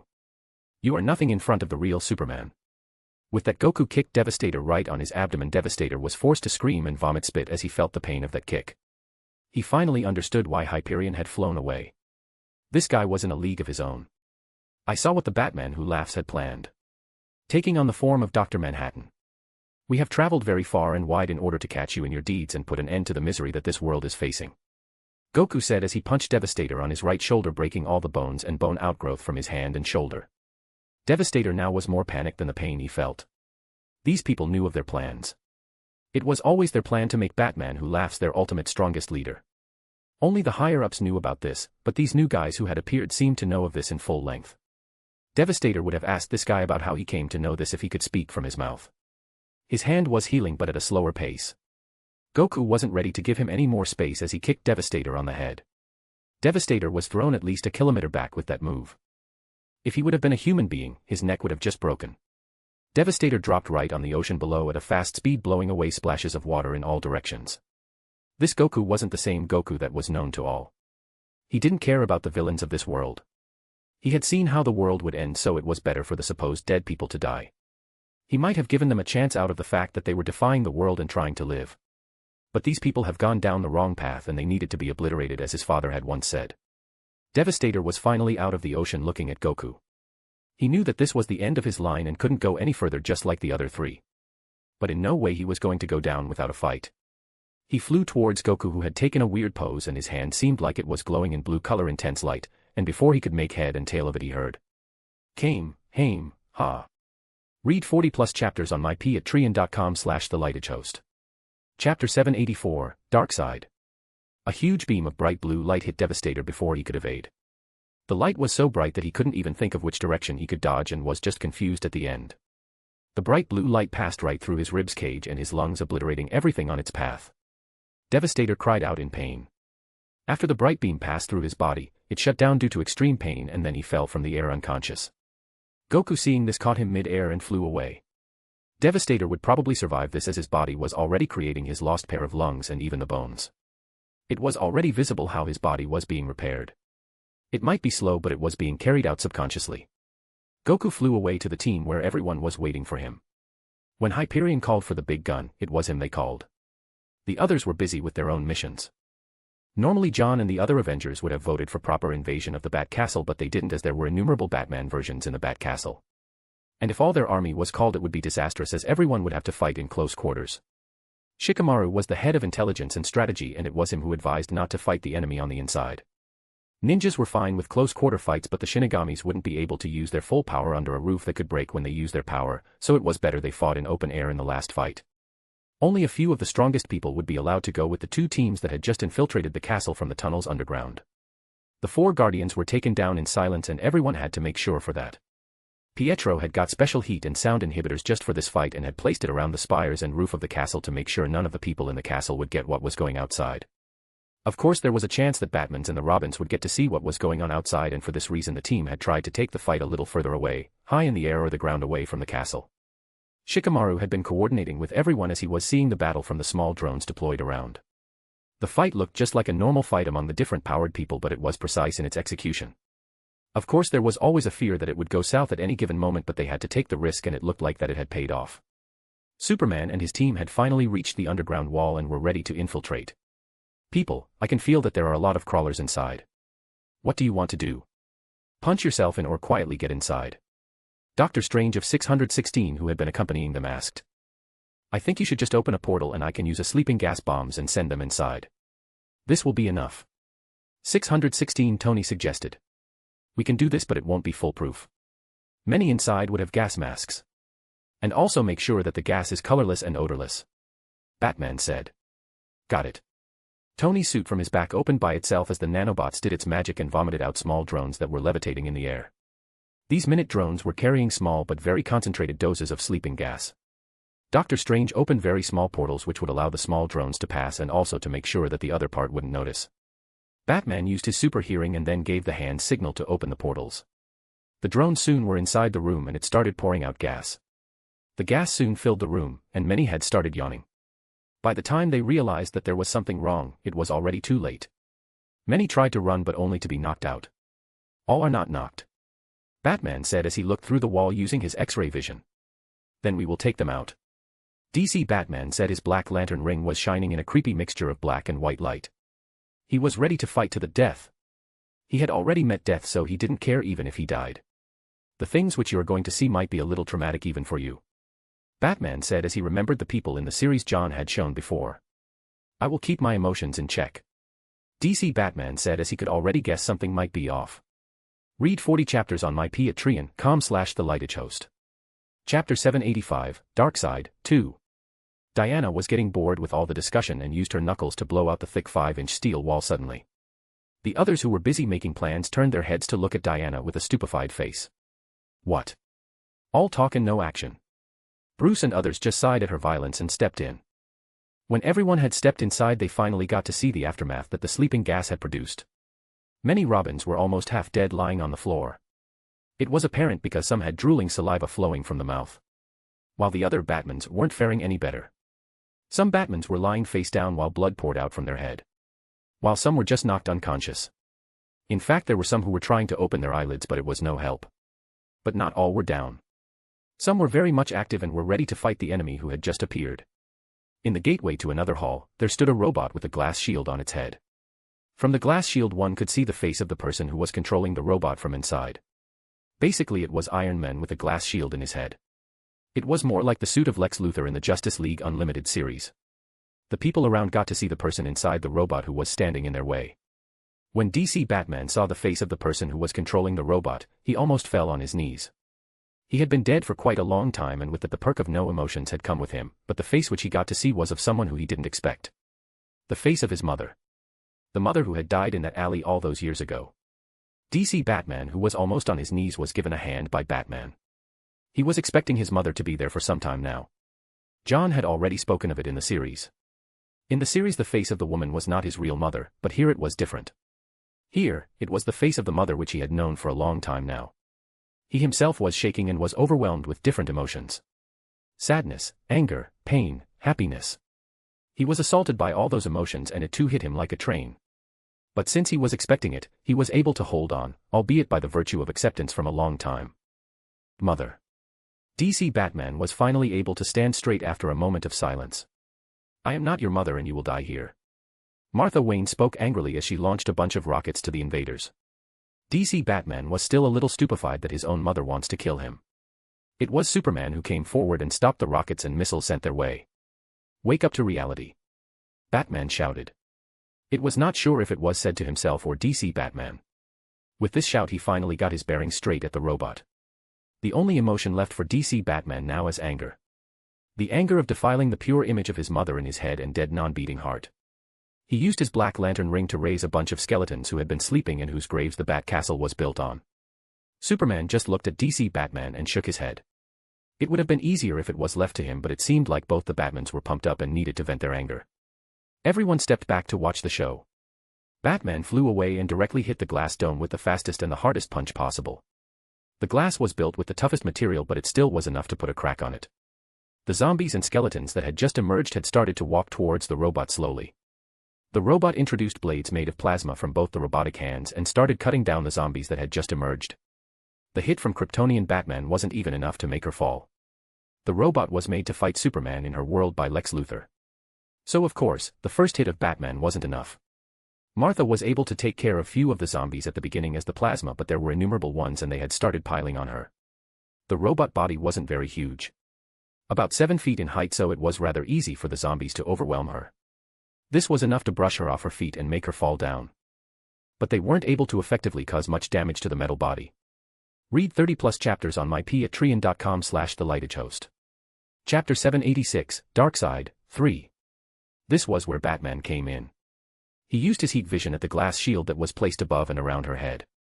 Batman used the full strength of the heat vision for the first time since he debuted the power of a Kryptonian. He had always held back his heat vision until now because there was no need for it, but this war demanded that. Red laser-type light fell on the shield, which not only burned away the zombies that were crawling on her robotic body but also burned away the glass. Martha wanted to run away, but the piling zombies on her body didn't allow her to run away. She wasn't able to move even after the zombies were killed around with the heat vision. After a minute of using heat vision, the glass shield finally had a hole, and the hole just got bigger with every passing second.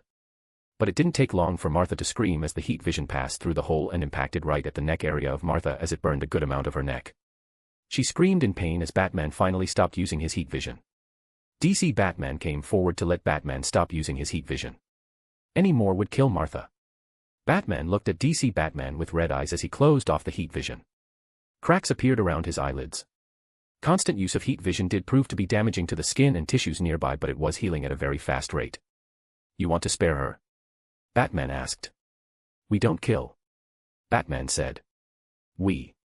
Your inability to kill and put an end to the matter has made people die and live in misery. If you would have killed Batman, who laughs, long ago, this wouldn't have happened. But what did you do? You imprisoned him. In your own Batcave. You have let countless prisoners and psychopaths roam free. And you care for this person who is a blot in the memory of our mother. A person who wanted to kill you. Oh, sorry. I forgot. You are already dead." Batman ushered his sharp mouth on DC Batman. There was eerie silence in the room, as everyone saw the emotional outburst of Batman for the first time. He had always been calm, but today he seemed to be a lot more agitated. DC Batman just heard the words of his version from the other universe and hung his head. He didn't know how to reply to this. His inaction had led to many problems which had caused many catastrophes, but he still was adamant on no-kill rule. He was berated by many.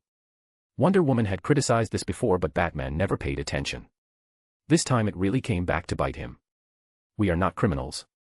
We aren't judge, jury, and executioner. No, we aren't. So you think it's the morals that hold the world together? No, it's the strength. It is the power that you have in your hands that holds the world together.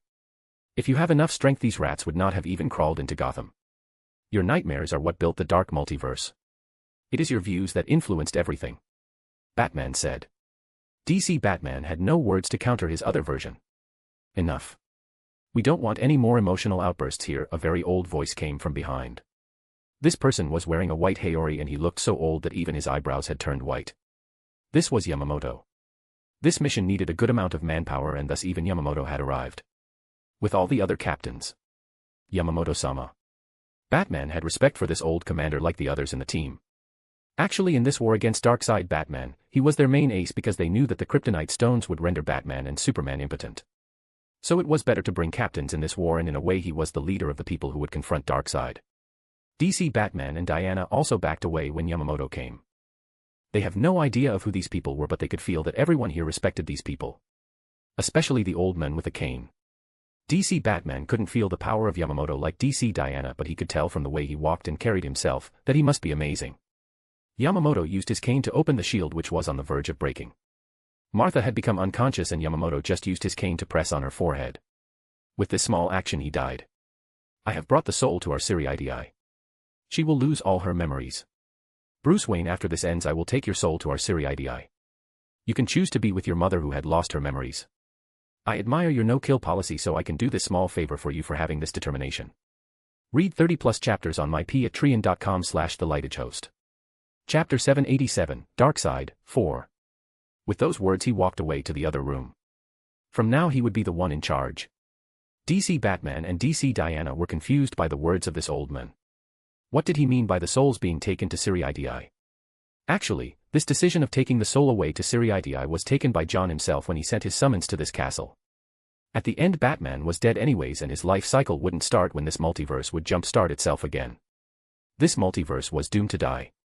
Both Superman and Batman would be dead by the end. So it was better to save the soul and let them be in Siri-Idi.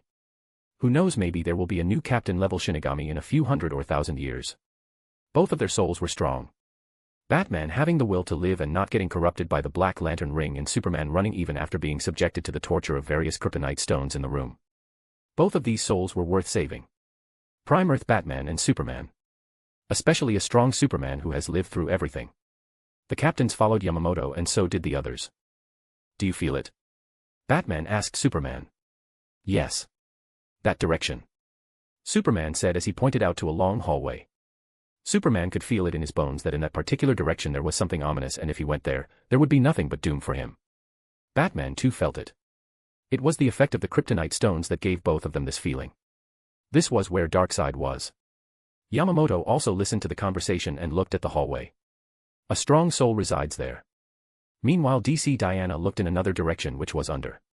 John had said that she needed to go deep in the Bat Castle and under it to find out the place where the truth was hidden. She needed to go and use her lasso of truth to bring that truth out, which will help her fight Perpetua. Apparently, the truth was in the Nexus of Realities, and they might have to go through the remaining realities to get to the Cave of Truth. I guess we will have to separate here. DC Diana said. Everyone nodded their heads. DC Diana would be followed by all the Kages, Sasuke, Diana of John's world, Steve, Flash of both worlds, and other members of the Avengers. John had repeatedly warned them to take big guns because they might come across some obstacles in this journey. In the comics, Diana had to face Superboy in order to get to the truth. She was no match to her and was imprisoned. She had to beg at the end and convince Superboy to let her go and fight for freedom. This time John didn't want that to happen. He didn't want to let the fate of the multiverse lie on someone convincing the other. Plus, he also knew that Lobo, the space pirate hunter, would be of some help in the journey, who was sent by Lex Luthor. At the end he had to remain back in order for Diana to pass. Lobo wasn't exactly a good guy, but he wasn't a bad one. He would do anything for money, so Lex had hired him to look for Alfred boxes which led the way to the truth. John didn't want him to die for no reason. He wanted as many people to live in this war, and thus he had sent the big guns. Superboy wasn't easy, as he was the son of Superman from another universe. A Kryptonian was never easy. But they had Flash and some of the best fighters of their universe. In fact, Doctor Strange was also with them, so they had the magical side too, which was always a downside for a Kryptonian.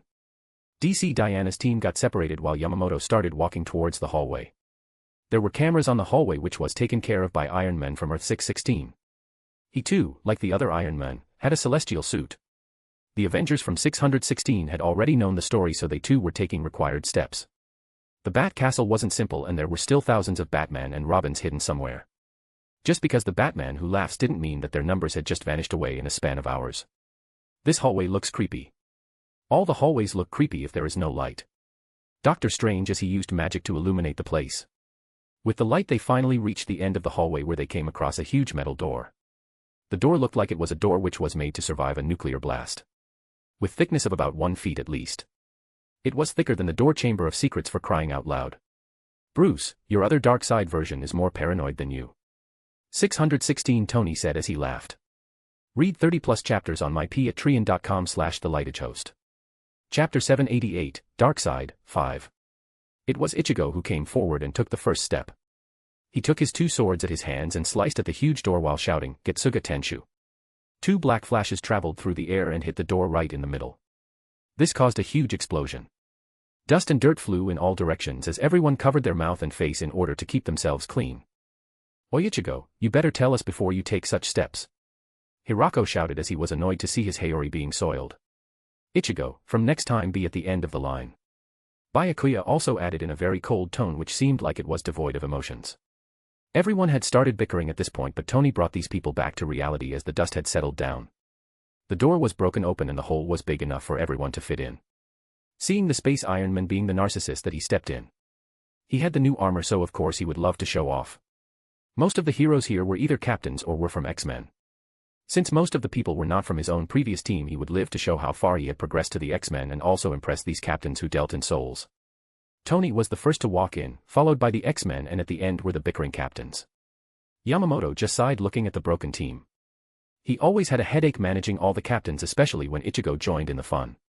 Ichigo's participation apparently stimulates Mayuri, Hirako, Byakuya, and most importantly Zaraki. When everyone came to the huge hall that had the ceiling shaped like a big dome, they were still surprised.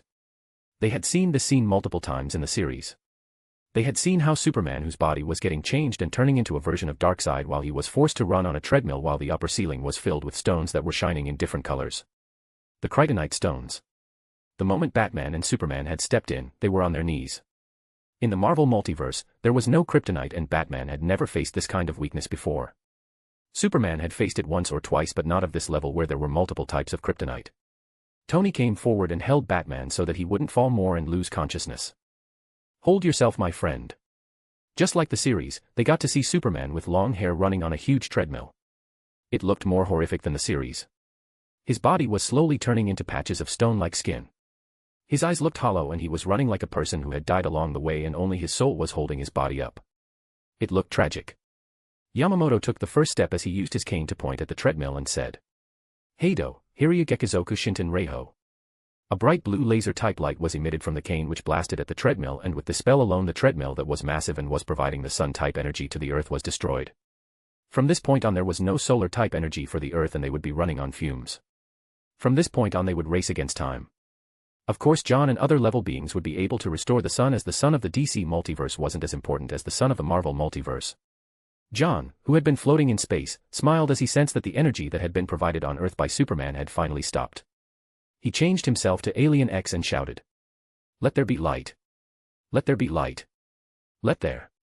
A small ray of light shone in front of darkness that Joe had been staring at for a long time. The small ray of light started to get bigger as it started to swim away in the darkness in a particular direction.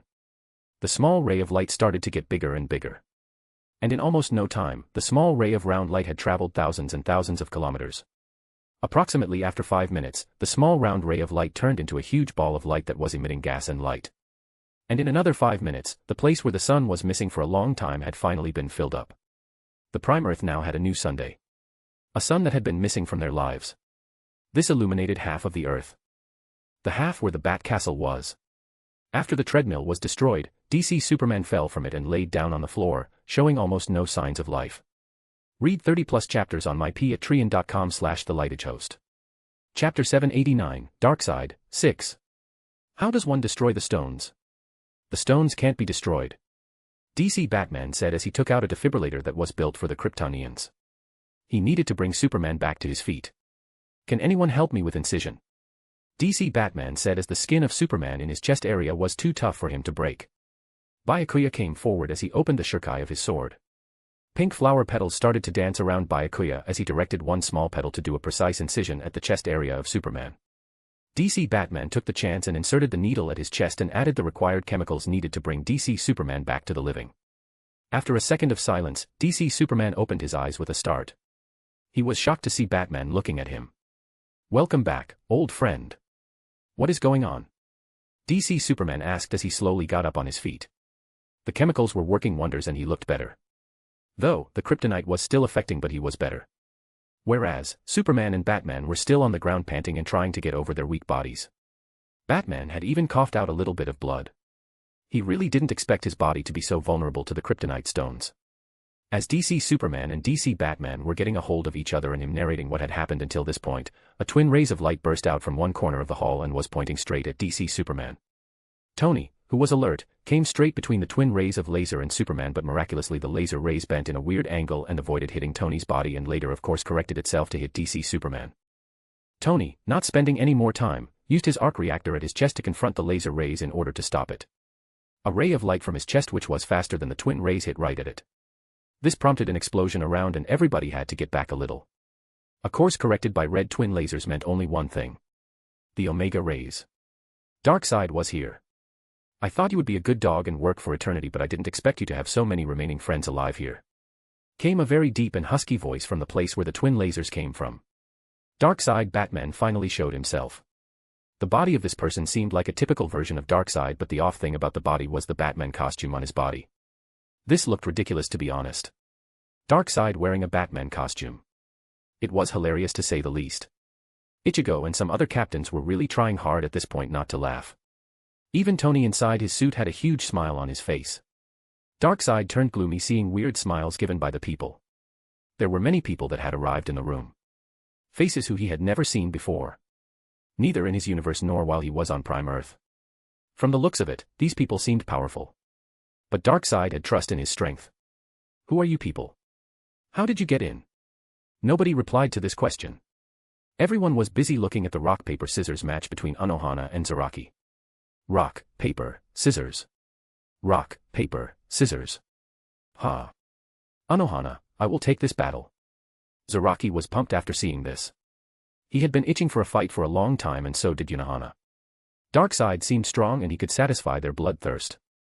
Darkseid, seeing himself being ignored in such a humiliating way, couldn't hold himself together and used his Omega Sanction on Kenpachi, who was showing his back. Kenpachi didn't have time to block the attack, so he had to dodge. But the speed of Kenpachi was a little slow as the Omega Rays grazed his shoulder. This small graze put a wound on his shoulder as blood splattered out. Darkseid was a little surprised that one could dodge his Omega Rays even when a person wasn't using his eyes, but nonetheless he was happy that he had put the person back in his place. His Omega Rays were still impactful on their bodies. He thought that these people were immortal, seeing the blatant disregard. Kenpachi slowly looked at Darkseid. But what Darkseid saw wasn't fear or anger, but a smile on Kenpachi's face. A smile that gave Darkseid chills. The smile that meant this person enjoyed what had happened. He had seen that smile before. The smile of Yuga Khan. When Batman fought Darkseid long before he became one, he had to fight two of them. One was Darkseid himself and the other was his father. Yuga Khan loved destruction and he used to give the same smile before he went crazy. Justice League died in that fight and he became Darkseid himself due to various reasons. Read 30+ chapters on mypatreon.com/thelightagehost. Chapter 790, Darkseid, 7. Kenpachi took a step forward as he unveiled his shuriken slowly. Darkseid got more agitated seeing such blatant challenge to him and jumped at Kenpachi to give him a nice punch on his head. He was sure that the human being wouldn't be able to handle one punch from him. Though he was carrying a huge weapon with relative ease, he would still be of no match against him. But what Zaraki did to counter the punch wasn't something Darkseid Batman was expecting. The hilt of his sword no Zarashi was very long and with the hilt alone he stopped the punch of Darkseid with the end of the hilt hitting the knuckles of Darkseid. Darkseid and Zaraki's hands were shaking visibly, signifying that both parties were applying pressure on each other to overwhelm the opponent. The more this happened, the more Zaraki smiled and Darkseid had a more ugly face. Who are you? Zaraki Kenpachi, captain of the 11th Division of Gotei 13. Zaraki said as he swooped down no Zarashi to hack at Darkseid. The size of the sword didn't mean the speed had lessened down during its swing. Zaraki used the sword like he did so with the average sword he had previously. Darkseid, who had already taken a few steps behind, had to dodge the huge sword which was coming for him fast. Like a normal sword wielder, Kenpachi didn't use the sword and aimed it at his weak points. He was just randomly swinging it. Once hit there wouldn't be scratches or stab wounds. It would be hacked from any side of the body and chopped off. And the way Kenpachi swung it just now, he had aimed for his shoulder which would have chopped him in half diagonally. This was outrageous. Never heard of you. Darkseid said, and for the first time he had a bead of sweat on his forehead. He knew that he was very close to death in that second. Now you did. Kenpachi smiled. And the next moment he used Shuinpa. The movement technique of the Shinigami, and he came behind Darkseid. When did he? Darkseid was horrified, and the very next moment he chose to randomly dodge and put his head down in one direction, hoping that the sword Zaraki who had just appeared behind didn't hack him in that particular direction. And Darkseid was in luck. Zaraki had swung the sword on the left side and Darkseid had chosen to randomly dodge on the right. What was that? We call it Shuinpa. Commander had forced me to learn this once after I became the captain. Zaraki said. He is too fast. I couldn't even see him. Darkseid was really sweating now. Kenpachi was smiling at him more and more like a crazy person, and it seemed like he was enjoying toying with him. Seeing no other option, Darkseid used his Omega Sanction and fired at Kenpachi. Kenpachi knew that he would have to handle Omega Rays head-on or it would just follow him. The Omega Rays hit directly at Nozarashi and it stopped there. It couldn't go any further. Darkseid put more energy on it and it still failed to penetrate the big sword. What the hell are you? Darkseid shouted, seeing even his famous Omega Rays had no effect on this person. Your death. Kenpachi said as he jumped again at Darkseid to hack at him. Now aiming straight at his head. Darkseid didn't have any place to hide and he could only ready his two hands to stop the attack of the sharp blade of Nozarashi and hope the armor which he was wearing was tough to stop this weird sword. The sword was only a few inches away from hacking at Darkseid when it suddenly stopped. Someone had appeared behind Zaraki and held the hilt of the sword which stopped further movement of Nozarashi. Everyone who was enjoying the fight were also a little surprised seeing the new person who had appeared to stop the sword. It was a woman who had stopped Nozarashi.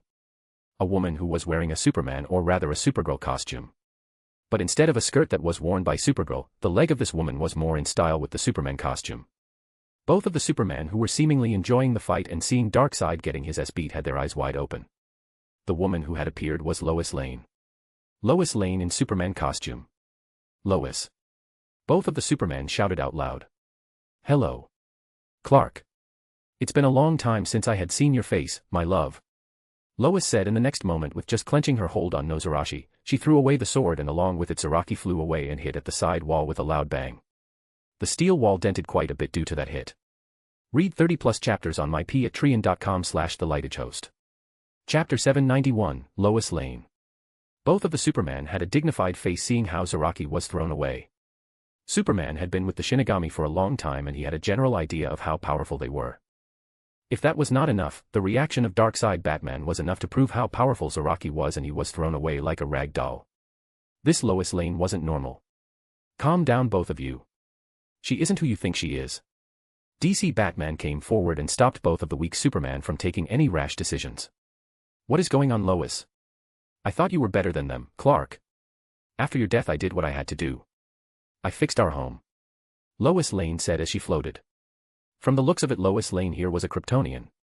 Only a Kryptonian could have that much power. Then why wasn't she affected by the stones like both of the Superman? My death. I am alive now. Silly you. Not this you. The other you, who was my fiancé. You died under the hands of Doomsday. The Justice League failed to protect you. They let you die. So I did what I had to do. When the Eradicator came to find a vessel for the Kryptonian powers I volunteered to be the experimental subject. And then I took revenge. Revenge upon all the people who wronged you. The more the people heard her crazy voice the more they were surprised and horrified. They didn't know who this Eradicator was but it didn't matter. She was here with Kryptonian powers and from the looks of it, she went crazy. Meaning she came from the dark multiverse. This wasn't the same Lois at all. What did you do, Lois? What did you do? I killed them all. I killed them. Isn't that justice? I saved everyone. Ha ha ha ha. Lois. You. If you really loved Clark so much then you should have known that he would have never wanted anything to do with you after what you did. Superman gritted his teeth as he spoke those words. One could hear the teeth clattering when he said that. All this time, he had seen different versions of Batman. He thought that only Batman went crazy in the dark multiverse but here there was another version of himself. He could only imagine different versions of himself wreaking havoc in the dark multiverse. Those universes tended to die at the end. But the sufferings could never be looked away from. He hated the Forger more now. Perpetua and her machinations had done nothing but bring suffering in the multiverse. In a sense Superman was a little jealous of DC Superman. At least this guy got to hit the Forger on his face. Superman after seeing this version of Lois Lane wanted nothing but to punch the Forger more so. Don't you dare speak of my Clark when you haven't even met him. Lois said as she felt insulted and her eyes had turned red ready to vaporize anyone who might speak of her dead fiancé. But the next moment she was hit on the head from behind with a huge sword. She was flung off her levitating position and hit right at the wall on the other side. This was déjà vu. She faced the same thing which she did a few seconds ago. Kenpachi hit back at her with Nozarashi. Kenpachi looked more happy seeing that this woman wasn't killed by his single hit. This meant that the woman was strong. From the corner of his eye he looked at Unohana who still had a sweet and gentle smile on her face. But one saw her closely. One could see that her hands were a little trembling.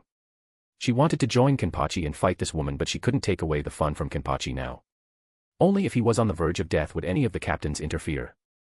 Lois after denting the wall slowly got up. She didn't expect that her previous strength wasn't enough to bring this weird man with long hair to death. It's not so good to be hit on the back now.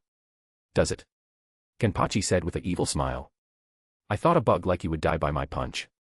Lois said. Ha ha ha. I have been called many things in my long years in the Godii 13. A demon. A lunatic. But never a bug. This is the first time. Kenpachi said as he used Shuinpa to bridge the gap between himself and Lois. One could feel that he was a little infuriated after Lois called him a bug. After doing multiple shunpa, he used both of his hands to hold the hilt of Nozarashi and used it like a chopping knife at the body of Lois. Read 30+ chapters on mypatreon.com/thelightagehost. Chapter 792, Lois Lane, 2. Lois Lane was little taken aback by seeing the smile that gave her the creeps and the blatant bloodthirst she felt from this person. Killing so many people over time made her get accustomed to blood and gory scenes, but what this guy made her feel was not something that could be easily explained. She felt like this man with spiky long black hair had crawled and emerged from a sea of corpses. Corpses that had resulted from the very same sword that he had killed them with. This was terrifying. Lois Lane was pretty sure that she wouldn't be able to stop the sword attack with just her body, so she used her heat vision on the sword to stop the momentum. And it worked.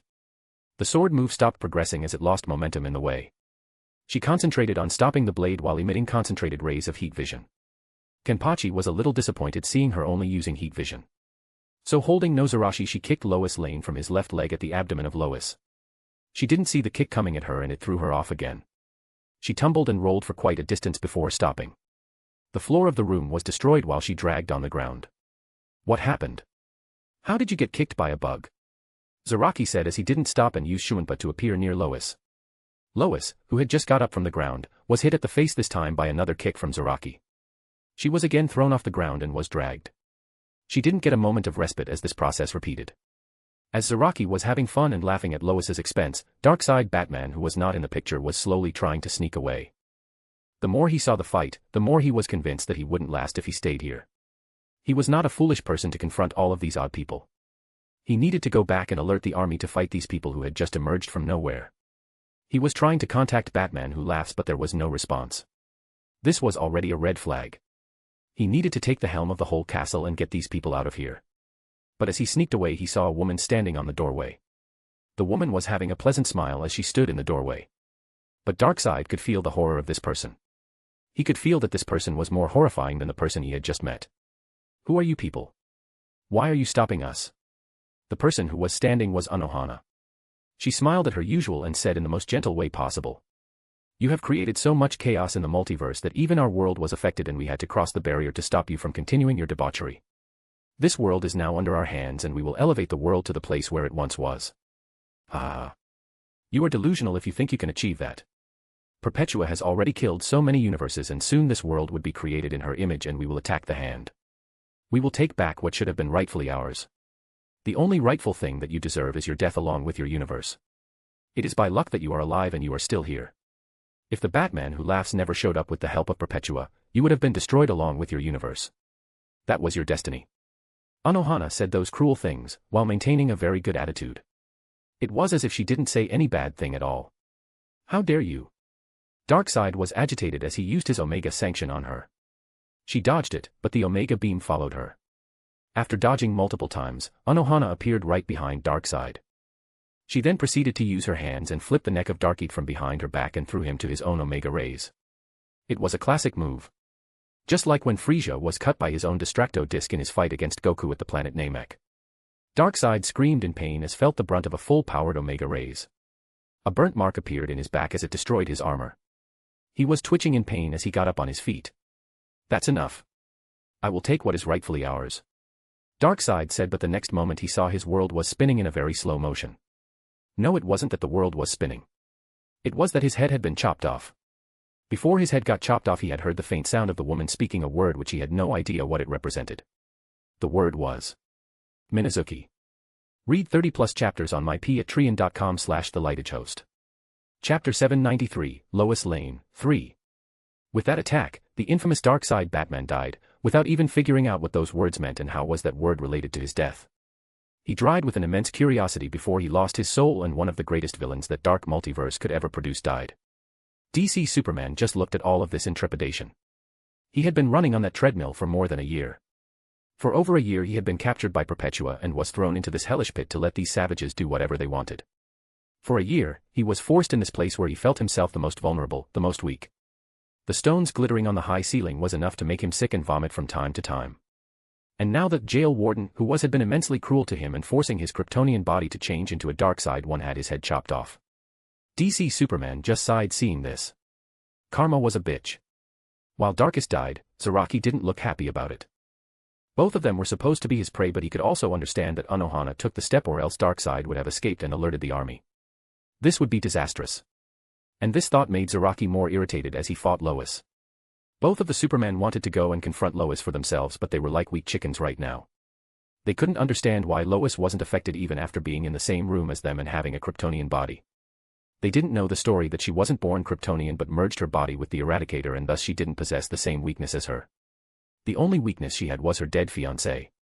Zaraki had lost his patience as Lois tended to evade his blade. She might not be able to have the same speed as Zaraki, but she was fast enough to evade the attacks of Zaraki and his strong blade. Seeing no other way, Zaraki muttered the word to release his Bankai. No Zarashi. With those words there was a sudden outflow of spiritual pressure. Lois, who had been dodging, looked in a horrified manner at Zaraki. She was already under high pressure and now this guy just turned one notch high. The spiritual pressure was so high that even DC Batman could feel it. He was dead anyways and thus the spiritual pressure was more effective on him. All this time he felt uncomfortable around these so-called captains. He just didn't understand why. Now he had a general idea of why he was irritated around them. These people were from the dead world. At least, that's what the Black Lantern was screaming at him. And the Lantern Ring was more irritated and scared than it was supposed to be. Zaraki's body started changing and soon there were markings on his face which continued to his torso and even his hands. The skin of the body had changed into red and his eyes looked more evil. Zaraki could be said to be turned to devil while the blade no Zarashi now had changed its shape. The shape of the blade was more of a butcher knife, meant to be killing people. Yar yar. This idiot has again used his Bankai. I told you not to send this person. Shinji said as he looked irritated. Zaraki releasing his Bankai was always a problem for many as he tended to lose his sanity as used his Bankai for a longer time. If he isn't going to kill this woman, I will go forward and do his job. Byakuya said in a very emotionless tone. DC Superman and Superman shuddered a bit hearing those words.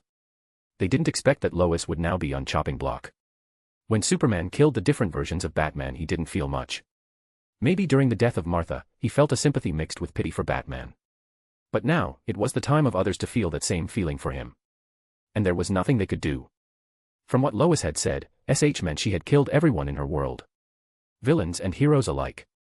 This was unforgivable. And these captains were Shinigamis. They were taught, trained, and go through hellish training just so that they could purge the world of things that bring imbalance. They didn't judge who was right or who was wrong. They just killed to bring balance to the universe, or in this case the multiverse. We can't let Lois die. DC Superman didn't want to lose Lois. He had already lost her some time ago. He was not able to accept that another version of her would die in front of him. There is nothing we could do. Superman just held DC Superman and make sure he didn't do anything bad. Both of the Superman had tears running down their eyes. It was more tragic for DC Superman. He lost his son, his mother, and the last one to go was his wife. Read 30+ chapters on myp@trian.com/thelightagehost. Chapter 794, Lois Lane, 4. Zaraki in his Bankai mode was more terrifying to look at. He really looked like an incarnation of a devil. All that was missing were the horns. If Zaraki seemed like a bloodthirsty maniac before, now he looked like someone who had crawled out of hell to reap the blood of anyone he could come across. And right now his main point of interest was Lois. And that's what he targeted this time, was Lois. Everyone was really getting serious now. The Avengers weren't perfectly happy with the arrangement. A person like Lois needed someone who had greater control of things around, but then again she was a Kryptonian and only a high-level person could take care of her, and right now they didn't have one other than the captains. Sentry wasn't brought back to this mission due to his dual personality and Hyperion was in another team. So all they could do now was go by the arrangement the captains had decided. Zaraki now was flying around and hacking at Lois much more furiously. And after a couple of struggles, Zaraki finally got the upper hand. With one large hack, he separated her right hand from her body. The blood splashed all around and mostly on the face of Zaraki. His skin was already red due to Bankai and now there were big drops of blood on his face and his Haori. Lois cried out in instant pain. The attack had gone right across her shoulders. Zaraki didn't stop there as he wanted another piece from Lois. She was already bleeding profusely. And seeing no other way to escape, she went right to the only place where she could hide. Behind Superman. She flew away fast and stood behind Superman. Zaraki had already lost quite a bit of sanity and already could differentiate between ally and enemy. He used Shuinpa and came in front of Superman. For Zaraki, Superman was just in the way. Lois was panting in pain. She was trying hard to stop the bleeding, but there was no time for that because she saw Zaraki lifting up his sword to hack at both him and her. She was horrified. She didn't expect a day would ever come when she would have to take refuge from another person. Batman, who laughs in Perpetua, came to her on the promise that she would get her old fiancé back. That was all she wanted. But now she was using another version of her own fiancé as her shield. And even then it wasn't effective. The enemy would go through anything just to kill her. Superman himself was surprised with what had conspired in the last second because everything happened within the blink of an eye. Everyone's eyes went wide open when they saw this sudden situation. The Avengers who could keep up with the fight ran at their fastest speed possible. Iron Man used his celestial armor and almost teleported near Zaraki before he could kill their very own friend and leader. But Tony and others who had come to save Superman were stunned to see all the captains standing between Zaraki's blade and Superman. Even Yamamoto had come and used his cane and placed it on the neck of Zaraki. Every other captain had incapacitated Zaraki from different directions, placed their Zanpakuto or using their bodies to make sure Zaraki didn't take even one step more. Imagine how Ichigo was stopped in hollow form by the Wizards when Hiyori went full crazy with Ichigo. Everyone sighed in relief seeing that. They didn't really expect Zaraki to go full crazy when he was in Bankai mode. His Bankai was really a headache for everyone. He always needed supervision. Yamamoto-sen, please don't use such kind of heart attacks next time. 616 Tony laughed in a very hollow manner in order to release the tension in the room. Zaraki, who was stopped, slowly came back to sanity. TCH. What a shame in the name of captains. Should have given me the responsibility. Would have blasted this woman with my Bankai. The red skin and the marks slowly faded away and his sword turned back into the normal one which he uses. Seeing that everyone was standing in front of him and making sure that nothing would happen, he already knew what had happened. He looked at Superman for a second before walking away. That one look at Superman was enough for him to understand that he had asked to excuse himself for whatever he had done or whatever he was going to do. He didn't care about the fight anymore. None of the captains said anything. Even Shinji, who was blabbermouth, didn't say a word. Meanwhile Lois, who was standing behind Superman, was the ire in everyone's eyes. She was responsible for whatever just happened. Everyone was up to date with the Bankai of Zaraki, so they didn't really blame him for his insanity. But Lois took Superman as a shield. There was no going back from there. Even DC Batman had a look of anger in his face. Read 30+ chapters on mypatreon.com/thelightedhost. Chapter 795, Death of Lois. You honor your fiancé's death by making someone else be the shield. I didn't see what my other version was like in your world, but if he was alive today, he would be very disappointed upon you. Superman said. This was really infuriating for him. Devastator was already a pain in his chest. Being a Kryptonian on Earth, he always knew how powerful he was. Every step, every sneeze, each reaction he used to make sure that nobody was hurt. But when he saw Devastator and his other version going down the wrong way, he could not hold it together. In the series he understood one thing for sure. His morals might not have the same boundary line as the morals of others. What was right and what was wrong could be entirely different for another random person. One person might find capital punishment totally offensive while others might just vote for it. And for this reason there was a voting system in Avengers, and he was happy to see that there was even this system in the Justice League. And now he got to see another version of his Kryptonian powers in his wife. Yes, Clark had married Lois, which John had brought, and in fact they were expecting a baby before he came for this mission. It was one of his motivations, to make sure that their world survived. And here he got to see another version of Lois. This was an insult to his wife. Like Superman, DC Superman felt the same. He had seen enough in his life to even let anyone insult the memories of his lost family. And after so much time, he wanted nothing but to tear this person into shreds. Maybe the dark side cells on his body were making him more susceptible to violence. If it wasn't for the stones around, he would have definitely jumped onto Lois to teach her a painful lesson. Meanwhile Lois had tears in her eyes. She was trying her best to stop the bleeding and her Kryptonian body was barely holding on. She was just a host for the Eradicator, but in actual true sense she was still human. She could never be like Superman, who could do amazing things. There would always be a stoppage of how far she could go. The fight against Zaraki exposed that, though she was immune to the stones, the strength wasn't up to par. The actual Superman would definitely be able to fight Zaraki toe-to-toe if he was charged sufficiently. What do you know? I brought peace to my world. There are no heroes, no villains. No one dares to commit a crime. It was because of the Justice League that he died. Lois shouted between her tears. Fault of Justice League. I am not sure how he died, but if you think members of the Justice League are gods, then you are mistaken. Only gods have the power to save everyone. You are just a selfish prick who wants to rule the world and impose your ideals upon others. That is all you are. DC Batman came forward and accused her. He was fed up with this woman. How dare you speak, peasant? It's your inaction that Gotham was in gutters. I took care of it. I killed Penguin, Joker, Scarecrow. Everyone. And you too. Because you are a disappointment to the people of Gotham. If we kill with no hesitation just because another person doesn't agree with us, we have another word for that. And that is anarchy. I can kill a person and then what? Another vigilante will follow me and just kill. Excuse me, why are you even debating with this person? We have better things to do. 616 Tony came forward and reminded the team. We need to move on, lads. Lois was unwilling to see her death coming close. She wanted a world where her fiancé was back. That was what Batman Who Laughs promised her. And for no fucking reason the communications were jammed. She had come to see her fiancé's face running on the treadmill, but all she was going to receive was death now. You are too late. This world is going to die soon and a new world will be born where everything will be perfect. There will be everything that we wished for. Lois Lane was hysterical as he stepped back and soon her back on the face of the wall. Byakuya slowly approached her, to put an end to her misery. The farce had gone on for too long. Lois had lost the ability to fly after her arm was severed. She had lost a lot of blood and in fact she was a little dizzy at that moment. Both of the Superman had already started leaving the room. No matter what, they couldn't see their beloved being killed. Lois Lane continued with her hysterical cries until the last moment when Byakuya used his Zanpakuto to chop her head off. And thus one of the most powerful generals under Perpetua died. Read 30 chapters ahead on myp@trian.com/thelightagehost.